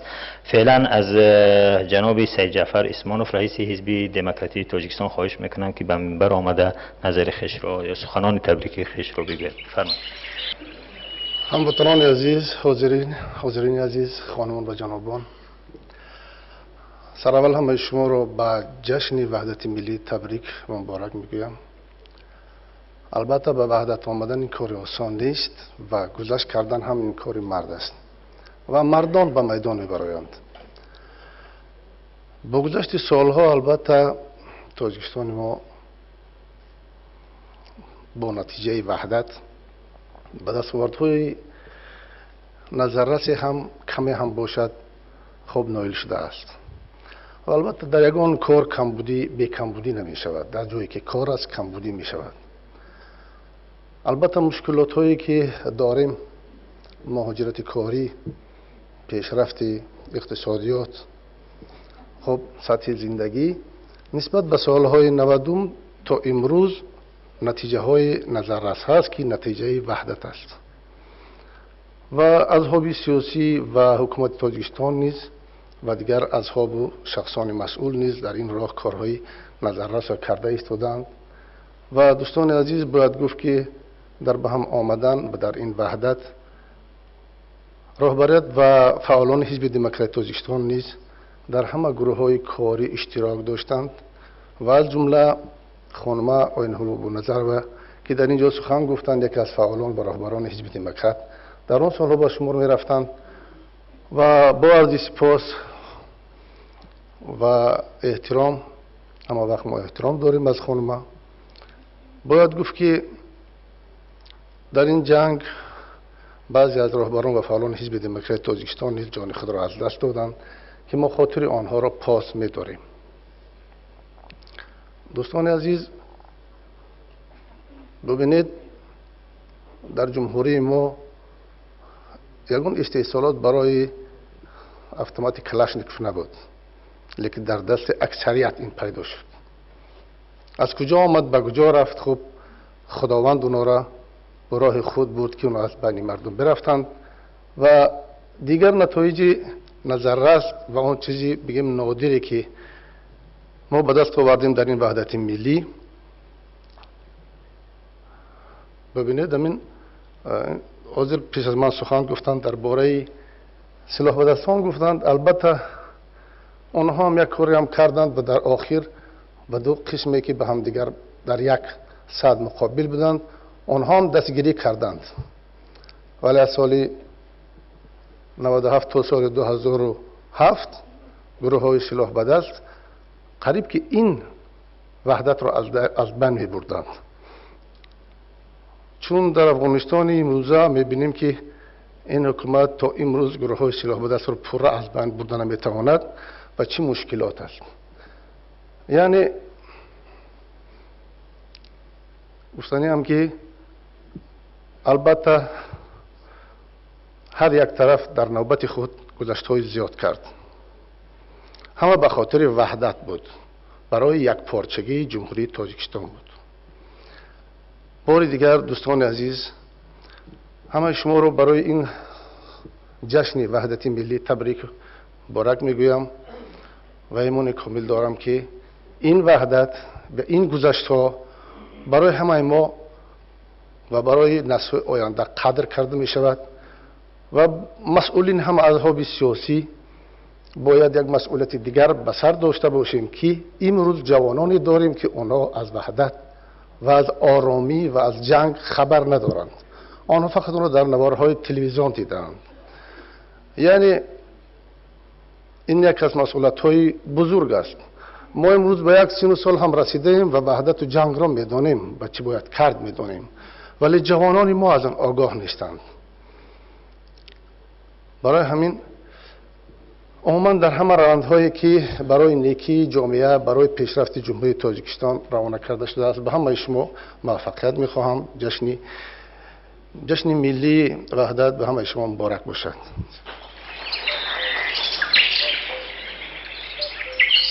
تشکر زیاد. نوبت به حزب خلق دموکراتی تاجیکستان جناب بوریف جورخان رهبر دستگاه کمیته اجرایی مرکزی حزب خلق دموکراتی تاجیکستان. مرحمت.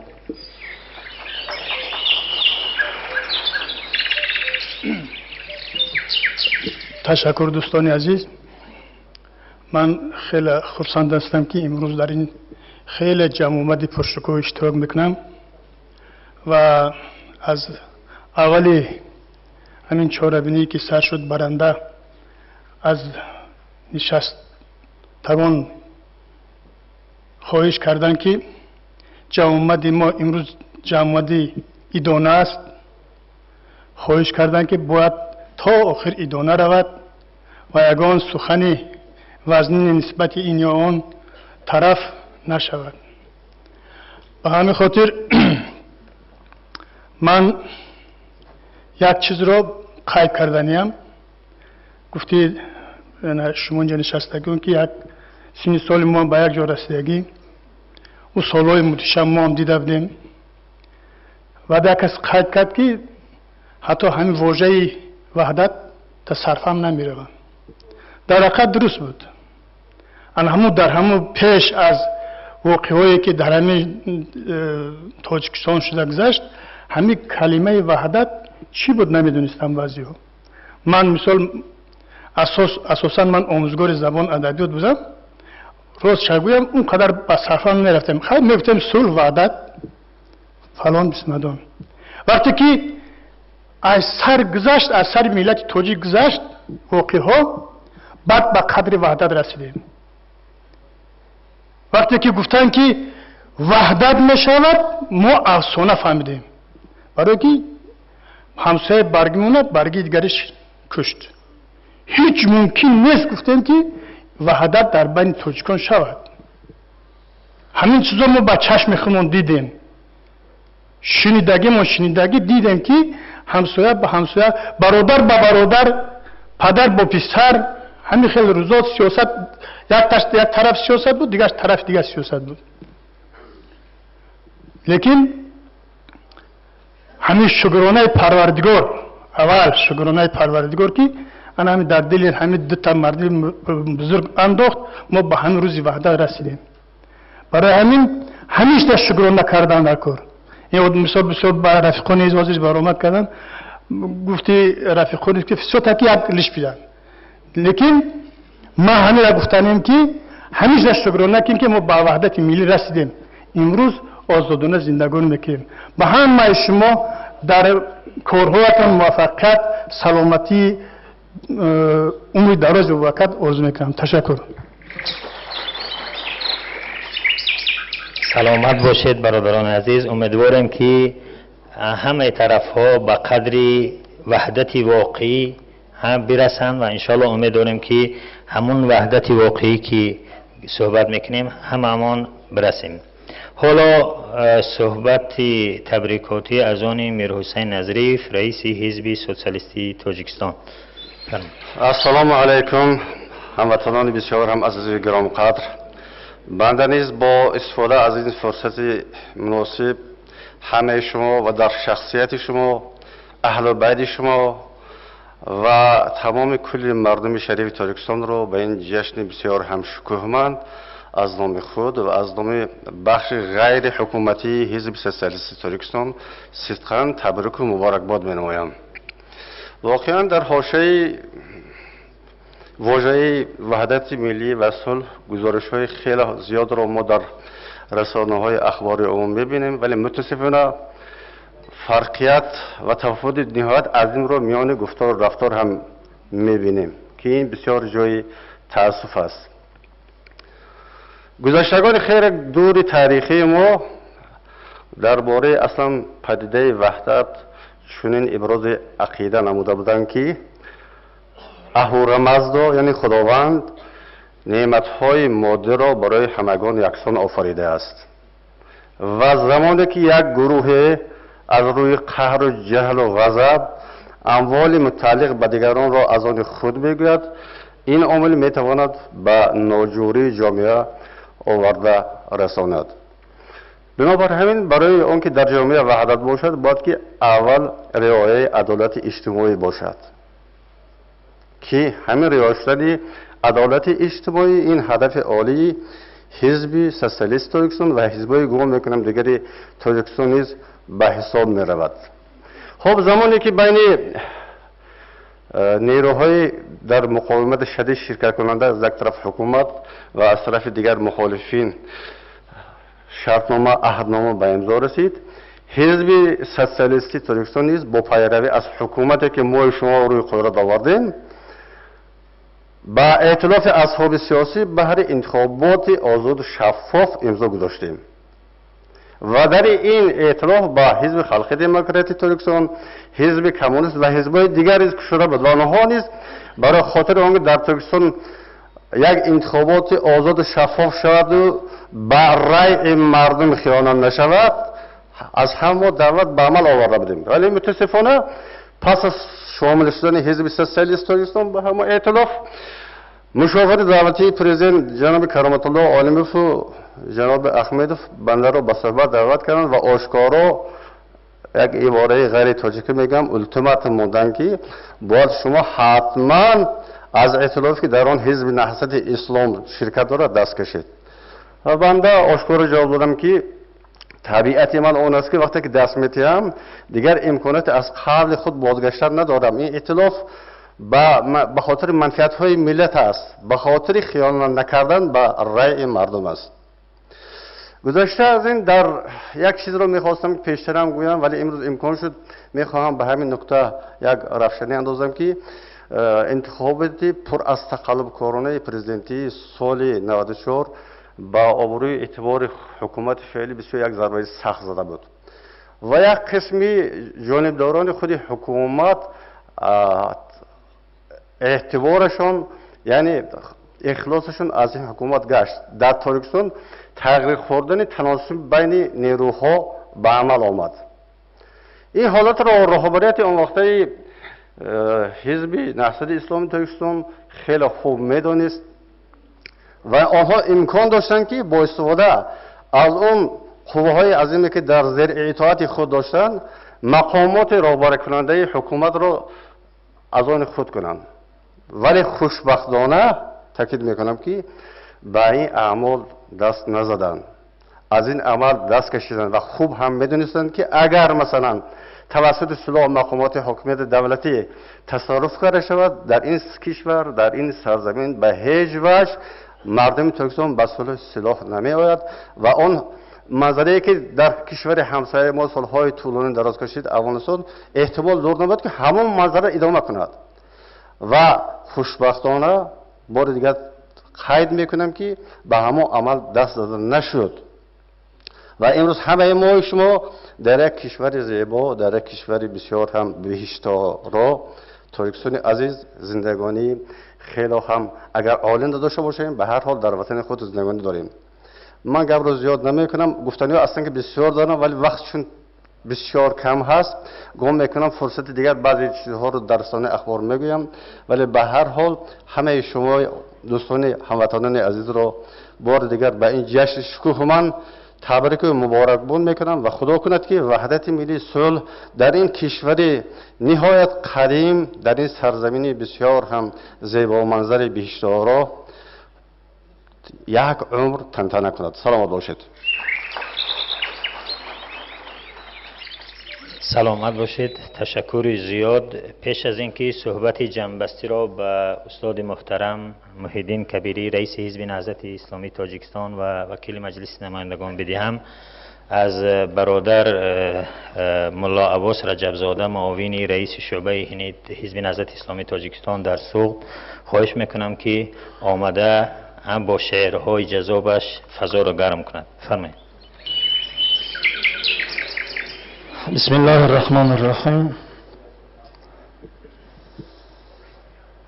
السلام علیکم همدیاران ارجمند. راستی میخواستیم یک دو شعر اینجا قرائت کنیم چون مجری برنامه بسیار خواهش کردن که فضای وحدت نگاه داشته شود و ما هم خودداری میکنیم.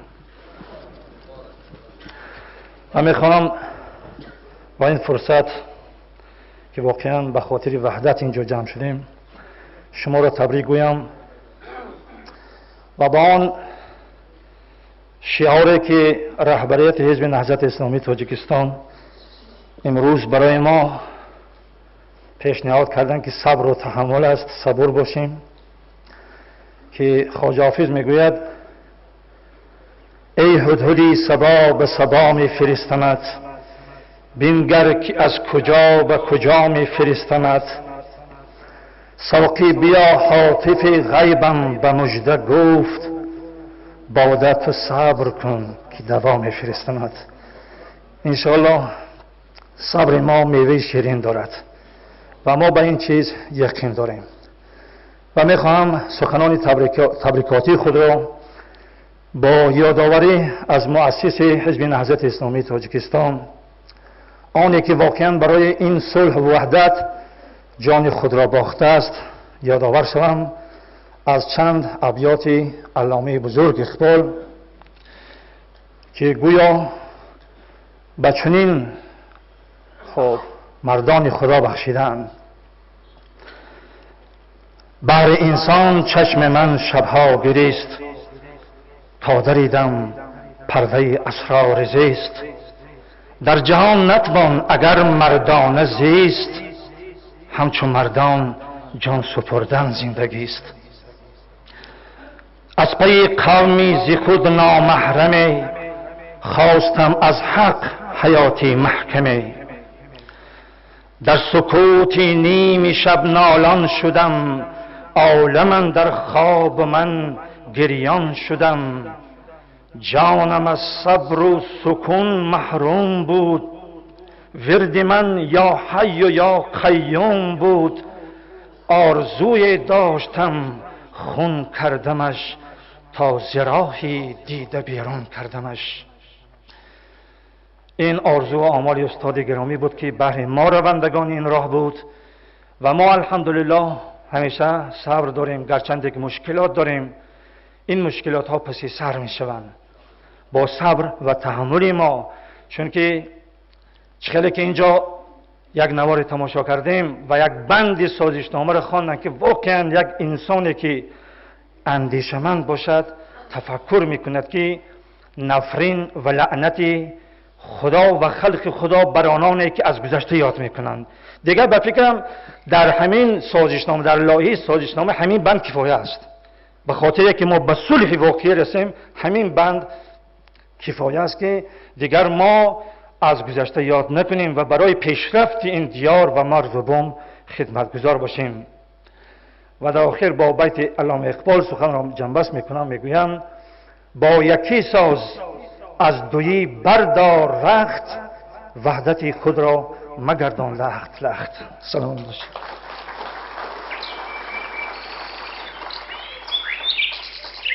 تشکر زیاد.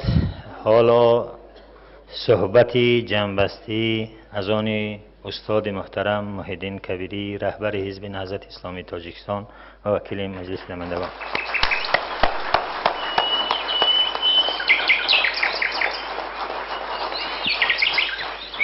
به نام خداوند بخشنده و مهربان، حمد مر خدا را و درود بر رسول او محمد صلی الله علیه و سلم و بر آل و اصحاب ایشان. مهمانان ارجمند، پدران و مادران، یکایک شما را به فرارسی جشن وحدت تبریک میگویم و از خداوند منان در این روز پیش از همه مغفرت و رحمت را برای همه شهدای وحدت تمنا دارم. در رأس ایشان رهبری شهدای تاجیکستان استاد مرحوم سید عبدالله نوری، استاد محمد شریف همتزاده، استادان عطاخان لطیفی، جمعه‌بای نیازوف، حبیب سنگینوف و دیگر همه اعضایان کمیسیه آشتی ملی که به این دلیل نامشان را اینجا گفته نمیتونیم، شاید در خاطرمان نمانده است. کارمندان کمیسیه آشتی ملی که امروز بین ما نیستند، از آتش بس، گروه آتش بس، بخصوص اولین شهید روند مذاکرات حاجی مظفر، خدا رحمتشان کند، که تا امروز گمنام هستند،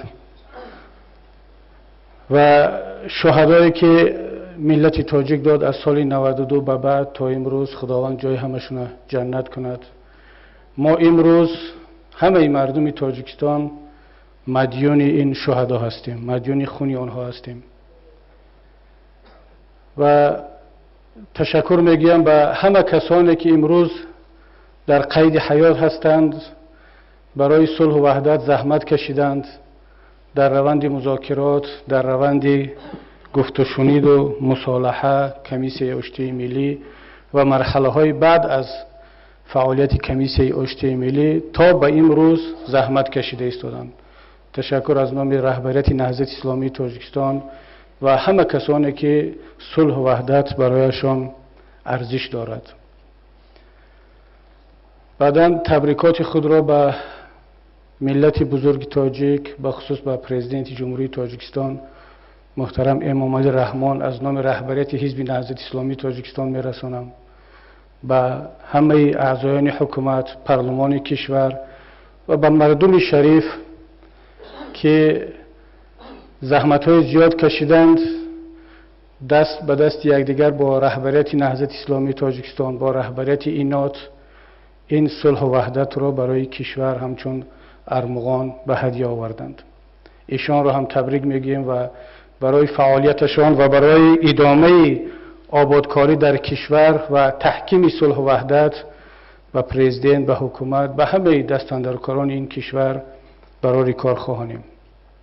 اینچنین میخواستم تبریکات و تشکر خود را به همه دوستان تاجیکستان و دوستان صلح و وحدت تاجیکستان از جمله خارجی ها که زحمت زیاد کشیدند برای رسیدن به این صلح و وحدت، پیش از همه به جمهوری اسلامی ایران که سفیر محترمشون در اینجا شرکت دارند، به جمهوری فدراتیو روسیه، به کشورهای گروه تماس، به سازمان ملل متحد، سازمان امنیت و همکاری اروپا، سازمان کنفرانس اسلامی و همه کسانی که کمترین کمک را به تاجیکان برای رسیدن به صلح رسانیدند، هم تبریکشان میگیم و هم صمیمانه تشکر میگیم که توانستند در روزهای دشوار دست ما تاجیکان را بگیرند و کمکمون کنند.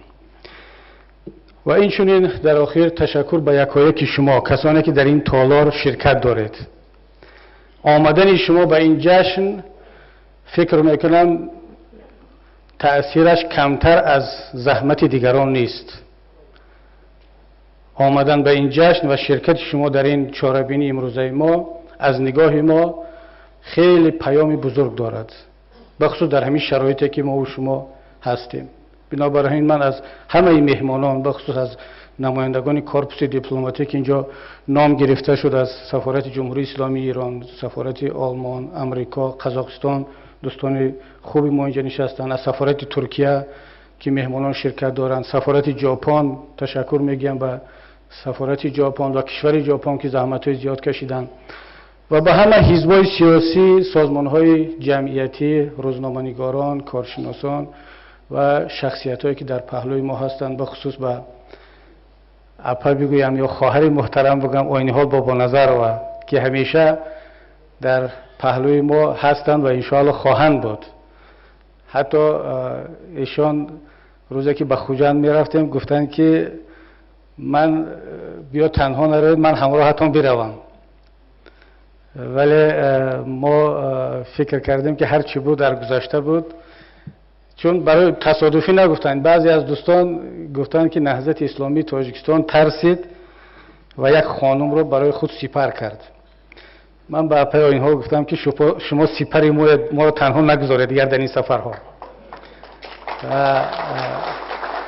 واقعا فخر میکنیم از چنین مادران که آبروی تاجیکستان را و ملت تاجیک را، مادر تاجیک را در جهان برداشتند و نهضت اسلامی تاجیکستان هم با این فخر میکند. این نتیجه صلح و وحدت ما هست که اگر دیگران مادر تاجیک را با نامهای دیگر و کارهای دیگر در جهان معرفی کنند که متاسفانه امروز معرفی کرده ایستادند، با نوارهایشان، با کارهایی که در خیابانها میکنند، این هم یک نوع معرفی تاجیک، زنی تاجیک از طرف دیگران است.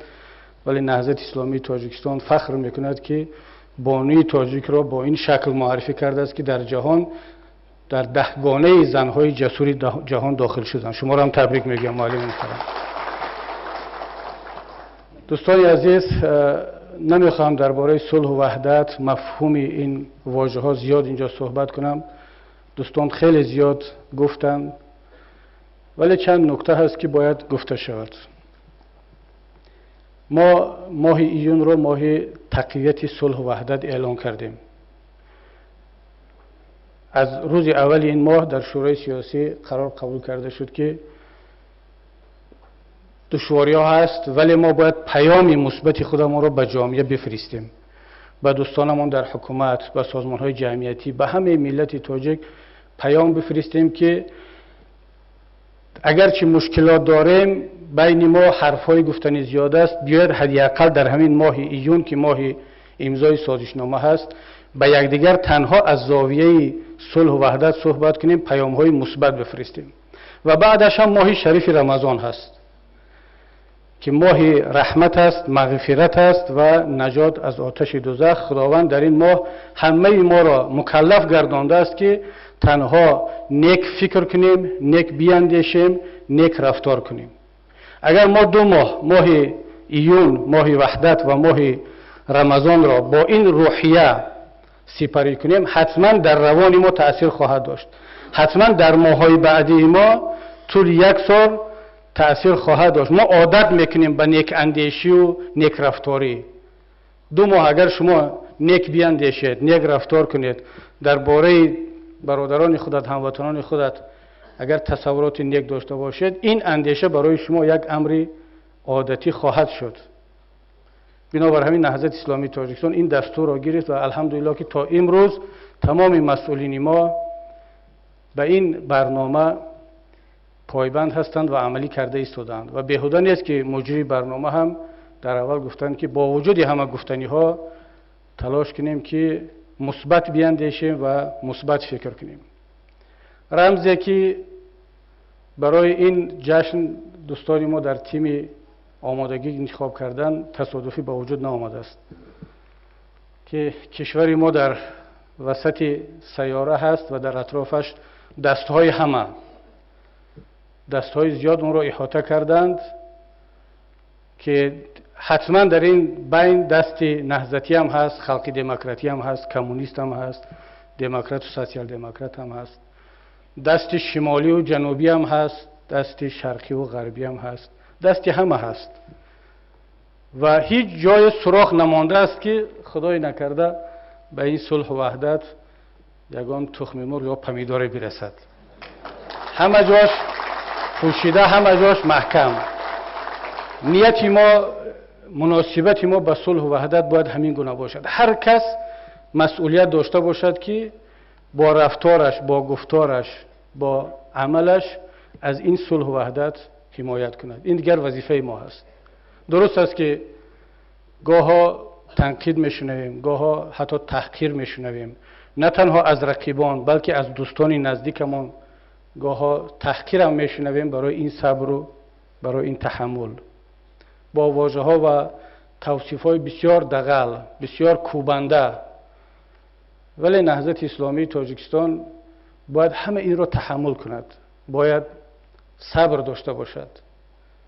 اگر ما صبر نکردیم از دیگران فرقی نخواهیم داشت و شاید دیگران در همین فکرند که با این رفتارهایشان نهضت اسلامی تاجیکستان را از اون قالب خودش بیرون کنند. من بار اول میشنوم که مسلمان را برای صبر و تحملش تنقید میکنند. مسلمان ها همیشه تنقید میشدند برای احساساتی بودن، برای اگر کمترین احساسات از ما و شما نشان داده شود مسلمان را به اکستریمیسم و به تروریسم تنقید میکنند، متهم میکنند. ولی خدا را شکر که امروز ما را متهم به صبر و تحمل کرده ایستادند. این یک پیشروی بزرگ مسلمانان هست و نباید این دستاورد رو نباید از دست داد. این واقعا یک دستاورد بزرگ است. بسیاری ها میخواهند که در تاجیکستان نشان بدهند که یک اسلام رادیکالی افراطی هست، ولی ما و شما نشان داده ایستادیم که در تاجیکستان یک اسلام معتدل، سازنده، صلحجو هست با صبر و تحمل. امروز ما افراطگرایی رو در چهره دیگران دیده ایستادیم، خوشبختانه نه در چهره مسلمان و اسلامگراها. وقتی آن رسیده است که ما حرفای خودمان را واضح و روشن بگوییم در چارچوب قانون و یک نکته را درک کنیم. اینجا بسیار حرفای زیبا گفته شد درباره صلح و وحدت، بسیار شعارها میپرتیم که به خاطر ملت و به خاطر بقای این کشور صلح کردیم. شک در این نیست، اصلا من شک ندارم، اگرچه کمترین تجربه رو در روند صلح دارم به حیث کارشناس مذاکرات کمیسیون آشتی ملی و مراحل بعدیش، شک ندارم که واقعا به خاطر ملت و دولت تاجیکان صلح کردند. ولی یک واقعیت است، باید همه اعتراف کنیم، بسیار ساده نشویم. همان وقت با شما صلح میکنن که قدرت دارید. با آدمی ضعیف هیچ کس صلح نمیکند. آدمی ضعیف را یا از بین میبرند، مغلوب میکنند، مطیع میکنند، یا همیشه در حالت جنگ اون آدمی ضعیف باقی میماند. جنگ را طرف قوی و ضعیف کرده میتوانند و دوامناک. ضرور نیست که برای جنگ هر دو طرف برابر قدرت باشند، ولی برای صلح و مصالحه، بخصوص مصالحه که اینجا از واژه مصالحه درست استفاده شد، برابری هر دو طرف، قدرتمندی هر دو طرف شرطی اساسی است. قدرت بود، اتحاد بود، متحدی همه نیروهای آزادیخواه و وطن دوست بود که صلح به میان آمد، وگرنه هیچ کس صلح نمیکرد. بسیار اکنون ساده بد هم نشویم. امروز هم اگر میخواهیم که حرف ما شنیده بشود، باید که قوی باشیم، باید که قدرتمند باشیم. ولی قدرت ما و شما در چی است؟ اگر زمان قدرت در سلاح و در نیروی جنگی بود، مطمئن باشید امروز قدرت ما و شما در صبر ما هست. قدرت ما و شما در اتحاد ما و شما است. در همین گونه جلسه ها و نشست با هم است. قدرت ما و شما در دوستان ما هست که امروز در پهلوی ما نشستند. اگر این قدرت را از دست دادیم، مطمئن باشید که دیگر حتی این جلسه را هم برگزار کرده نمیتونید. برای آنکه صلح پابرجا باشد، وحدت پابرجا باشد، ما و شما مجبور هستیم که قدرت داشته باشیم، قوی باشیم. ولی باز تکرار میکنم، قدرت ما و شما در اتحاد است، در وحدت است، در چنگ زدن به اون ریسمانی هست که خداوند در قرآن مجید گفته است. و امروز با همون تفسیر زیبایی که خواهرمون آینی حال از زبان یکی از دوستان نهضتی کردن که این ریسمان میتواند خیلی نحیف و ضعیف باشد، ولی این ریسمان هیچگاه کنده نمیشود. به این ریسمان اگر چنگ بزنیم، واعتصموا بحبل الله جمیعا ولا تفرقوا، انشاءالله که نجات ملت، نجات کشور در همین ریسمان هست. ما در پیشمون یک جشن بسیار خوب داریم، جشن وحدت. من از تمام برادران و خواهران نهضتی خواهش میکردم که از همین لحظه به بعد روحیه رو کاملا باید جشنی کرد. باید این جشن رو پیشواز گرفت، خوب گذران. در تمام معرکه هایی که دعوت میشوید حتما باید شرکت کنید. من با کمال میل قبول دارم این پیشنهادی که اپای آینی ها کردن که ما باید یک جشن داشته باشیم. شاید نیست که نهضت اسلامی تاجیکستان با جمع دوستان این جشن را جدا پیشواز بگیرد، حکومت جدا پیشواز بگیرد، حزب‌های دیگر. مثلا من شنیدم که دوستان حزب کمونیست هم در شهر کلاب یک جلسه به خاطر جشن وحدت گذراندن. بسیار خوب است. دلمان میخواهد که یک جشن داشته باشیم با هم، پس میز بشینیم، در تالارها بشینیم، یکدیگر را تبریک کنیم. ولی چرا ضرورت به وجود می آید که در اینجا ما با هم بشینیم، یک گروه این دوستان را جمع کنیم و جشن را داشته باشیم؟ اگر این اعضایان کمیسیون آشتی ملی، همونطوری که دوستی عزیزمون عضو کمیسیون آشتی ملی یک نفر واقعا سهم زیاد داشت، من خودم شاهد بودم، امیربگ عطابک، گفتن که هیچگاه دعوت نمیشوند. اگر اعضای کمیسیون آشتی ملی دعوت نشود به جشن صلح، این بنده خدا کجا برود؟ در کجا این روز را جشن بگیرد؟ من مطمئنم اگر سال آینده یک ماه قبل، حتی 15 روز قبل از جشن وحدت آگاه شویم که همه اعضایان کمیسیون آشتی ملی از هر دو طرف، همه اعضایان گروه های کاری، کسانی که در این صلح سهم داشتن، به این جشن ها دعوت می شوند، از اونها قدردانی می شود. قدردانی یعنی چی؟ هیچ چیز نمیخواهند اینا، فقط احترام میخواهند که ذکر کرده شود، یک طرفه نباشد. مطمئن باشید که دیگر ضرورت به این گونه جشن‌ها و جلسه‌های علاهیده باقی نخواهد ماند. ما هم همین رو آرزو میکنیم، همین رو هم میخواهیم و پیام دوستانه ما هم به مسئولین همین است که سال آینده وقتی که جشن میگیرن همه رو دعوت کنن. 15-20 نفر دیگر زیاد نموندن این برادرانی که سهم داشتن. در جشن وحدت بیشتر از 1,500 آدم دعوت می شود. 20 کرسی دیگر اگر جدا کنند برای این بزرگان 30 یا 50 کرسی دیگر هیچ جایی تالار کم نمی شود. اما یک مسئله است برادران عزیز که امروزها خیلی زیاد میشنویم، بعضی از کارشناسان میگن که چرا همیشه ما درباره طرف صلح گپ زنیم، باید که یک طرف باشیم، دیگر جدا نکنیم به طرفهای صلح، کی سهم بیشتر داشت کی کمتر داشت. ما قبول داریم، واقعا هم دلمون همین رو میخواهد. چرا امروز ضرورت شده است که بار دیگر میگردیم به سازشنامه صلح یا یادآوری از سند همدیگر بخشی میکنیم، یکدیگر رو خاطررسان میکنیم که برادران ما دست دادیم، این حرفها رو گفتیم، چی ضرورت مونده است؟ وقتی که ما این سندها رو امضا میکردیم با آن اعتقاد داشتیم، باور داشتیم که یکدیگر رو بخشیدیم و هدف هر دو طرف همون طوری که استاد مرحوم سید عبدالله نوری و جناب پرزیدنت امام علی رحمان در این فیلم کوتاه اظهار کردند که ما یک جایه با هم این وطن رو میسازیم، آباد میکنیم. این وطنی همه‌مان هست. دیگر تکیه به سازشنامه نمیکنیم. سازشنامه صلح رو برقرار کرد، سند همدیگر بخشی وحدت رو به وجود آورد. دیگر تکیه به کنستیتوسیا و قانون ها خواهیم کرد.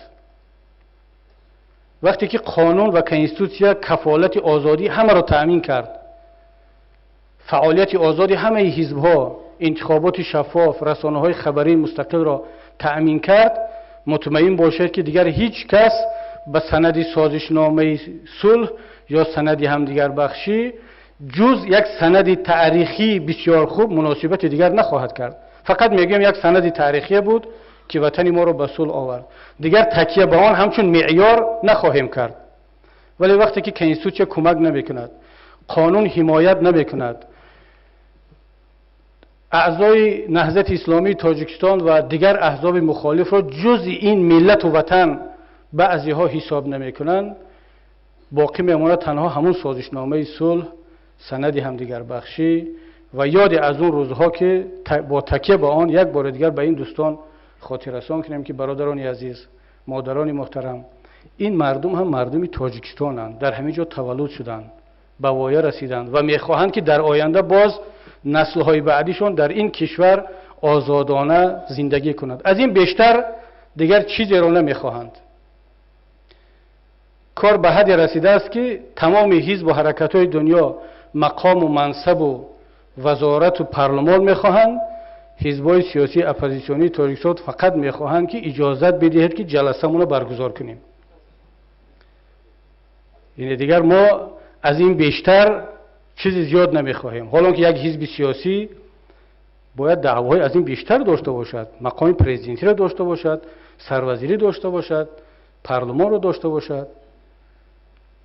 ولی حالا آرزوی حزب‌های سیاسی همین است که به ما اجازت بدهید که جلسه‌مون رو برگزار کنیم در خانه خودمان، در منزل خودمان. به ما دیگر منزل ندهید، تالار ندهید. خب وقتی که وضعیت به این حد میرسد، به گفت دوستی عزیزمون از حزب خلق دموکراتی تاجیکستان، بعضی برادران دیگر خواسته یا نخواسته کمتر میلشپن در این جلسه ها، ولی این هم به خاطر همون وحدت است، به خاطر همین صلح است. باید همه فرصت ها استفاده شوند تا اینکه این پیام ها رسانیده شوند. و شاید برادران و خواهران نهضتی یک کمبودی ما هم در همین است. باید اعتراف کنیم که ما سطح طلبات خودمون رو بسیار پایین بردیم و امروز هر چقدر که پایین تر رفتیم، بعضی دوستان باز هم فشار رو بیشتر کردن و امروز دیگر فقط مونده است درخواست کنیم که در همین تالار خودمون اجازت جلسه رو بدهید به ما. وقتی آن رسیده است که اکنون همچون یک حزب سیاسی قوی، صاحب حق، در اساس کنستیتوسیای جمهوری تاجیکستان، در اساس سازشنامه، در اساس فرهنگی سیاسی معروف در جهان رفتار کنیم و اون حق حلال حزبای سیاسی را از دیگران طلب کنیم. حق چی است؟ آشکار بگیم، چرا نه؟ که این حزب میتواند مسئولیت کشور رو به دست بگیرد. اگر نتوانستید درست رفتار کرده نهضت اسلامی تاجیکستان آماده است که مسئولیت کشور را به دوش بگیرد. رحمتی استاد در یک پیامشان بسیار خوب گفته بودند، من این جمله را تکرار میکنم، با همین ختم خواهم کرد. این جمله واقعا جمله راهبردی است. این جمله هست که باید برای یک حزب سیاسی، چی نهضت است، چی کمونیست، چی خلقی دموکراتی، باید دستور عمل باشد. اگر این جمله را رهبری ما نمیگفت، دیگر رهبران میگفتن شاید با لوح زرین در جای می نوشتیمش، ولی چون کمبودیش همین است که رهبری نهضت گفته است. گفته بود که اگر حکومت جمهوری تاجیکستان توانست دولت را اداره کرده، پیش برده، ملت را به یک ملت پیشرفته و سربلند و آزاد تبدیل داده، وظیفه نهضت آن است که کمکش کند. اگر بینیم که مشکلی دارد، کمبودی دارد، قدرتش نرسیده ایستاده است، نیاز به کمک دارد و بعض اشتباه ها را راه میدهد، تلاش کنیم که اصلاحشان کنیم، با نصیحت، با مشورت، با تنقید، با نشان دادن کمبودی ها. ولی اگر بینیم که نه این را میتوانند و نه آن را، نه دولت را خوب اداره کرده میتوانند، نه اقتصاد را، نه سیاست را، و نه کمبودی هاشان را میفهمند و اصلاح کردن میخواهند، وظیفه یک حزب سیاسی آن است که بگوید که برادر جا را خالی کن، یک کسی دیگر بیارد مسئولیت این دولت را بگیرد.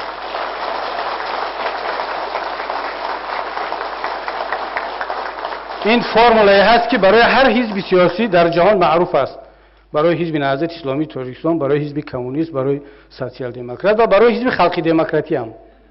حزب خلقی دموکراتی هم اگر در همین معادله باشد، اعتراف داشته باشد، یک حزب قانونی است، کنستیتوشنی است، باید رفتار کند و ما هم خیلی قبول داریم. بار دیگر همتون را تبریک میگویم به امروز و خداوند ملت و کشور ما را همیشه در سایه پرچم صلح و وحدت نگهبان باشد. رهبران کشور را، مسئولین کشور را و از آن جمله ما و شما را هم همیشه با سلامتی و با تن صحت و ایمان خداوند همیشه حفظ کند و السلام علیکم و رحمت الله و برکاته.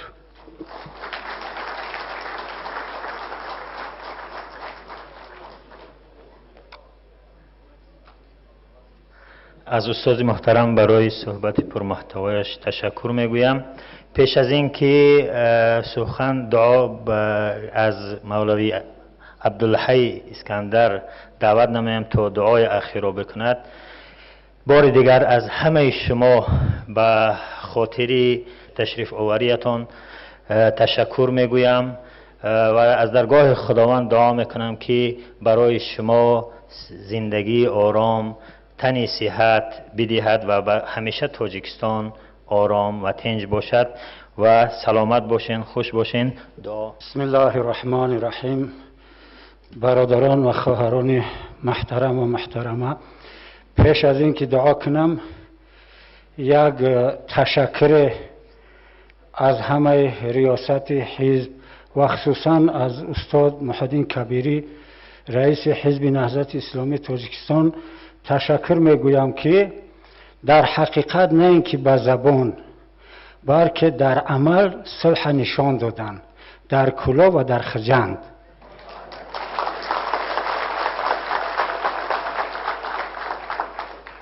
نشان دادن که ما در گفتار ما عمل داریم. مسلمان باید همه خیل باشد.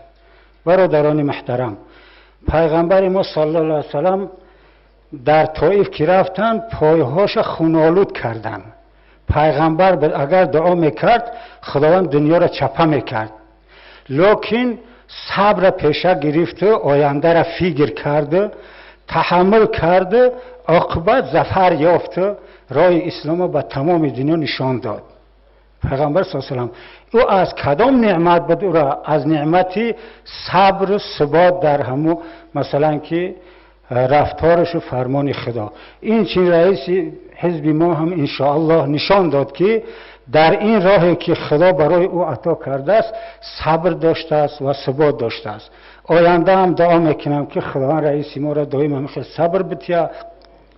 برادران محترم، یک چیز گفتنیم پس دعا میکنم. ما ملاها حزبی ها چی وظیفه داریم؟ ملا وارث پیغمبره. مثلا چی خیلی بگم، یک عامی با نماز نافله، با روزه نافله، با کارهای نافلهش با خدا قریب می شود. ملا با امر معروف مردم برای راست هدایت کردن در خدا قدر داره. ما مثلا همین مسئول تاجیکستان ما ملاها، یعنی حزبی ها که راه اسلامی داریم، خاص برای راه اسلامی دیگه یگان مقصد دیگه نداریم. ما باید چیکار کنیم؟ هر مشکلات با خودمون بگیریم تا اینکه در خدا قدر پیدا کنیم. چقدر قدر پیدا می‌کنیم؟ در قیامت ما را نمیپرسه ای مولا تو چند نافله خوندی و چند روزه نافله گرفتی. ما را میپرسن که به سبب گفتار و هدایت رفتار تو چند کس بهشت آمد. ما باید کوشش کنیم که از تاجیکستانی یگان کس نگذاریم، به اذن خدا نگذاریم که او دوزخ بروه. ما کوشش کنیم که همه تاجیکستانی سرجم بهشت بریم. انا بعد او شخصانی که در این دنیا مثلا زیدی اسلام کار کردن، زیدی نهضت کار کردن، او پشیمانی از تمام مشکلاتی که به سر او ما بیاریم، او مشکلات او غم و اندوه برای او وزمین‌تر است. باید انای خیلی انسان باشیم، یگان غرض یگان ساعت در دلمون نگیریم، فقط همه را کوشش کنیم که خواه مرد باشیم خواه زن باشیم، کدیمی که کوشش کنیم که یک کس از راه باطل گردونده برای هدایت یک کار کنیم که بهشت بروه. انا در خدا ما و شما قدر پیدا مینیم. استودع الله دیننا و امانتنا و خواتم عاقبتنا. ربنا لا تزغ قلوبنا بعد إذ هديتنا وهب لنا من لدنك رحمة إنك أنت الوهاب. پروردگار جامعه تاجیکستان ما را همشه خواه حزبی خواه غیر حزبی خداوند برای راست هدایت کنه. ربنا آتنا فی الدنیا حسنة و فی الآخرة حسنة و قنا عذاب النار برحمتك یا ارحم الراحمین. تشکر.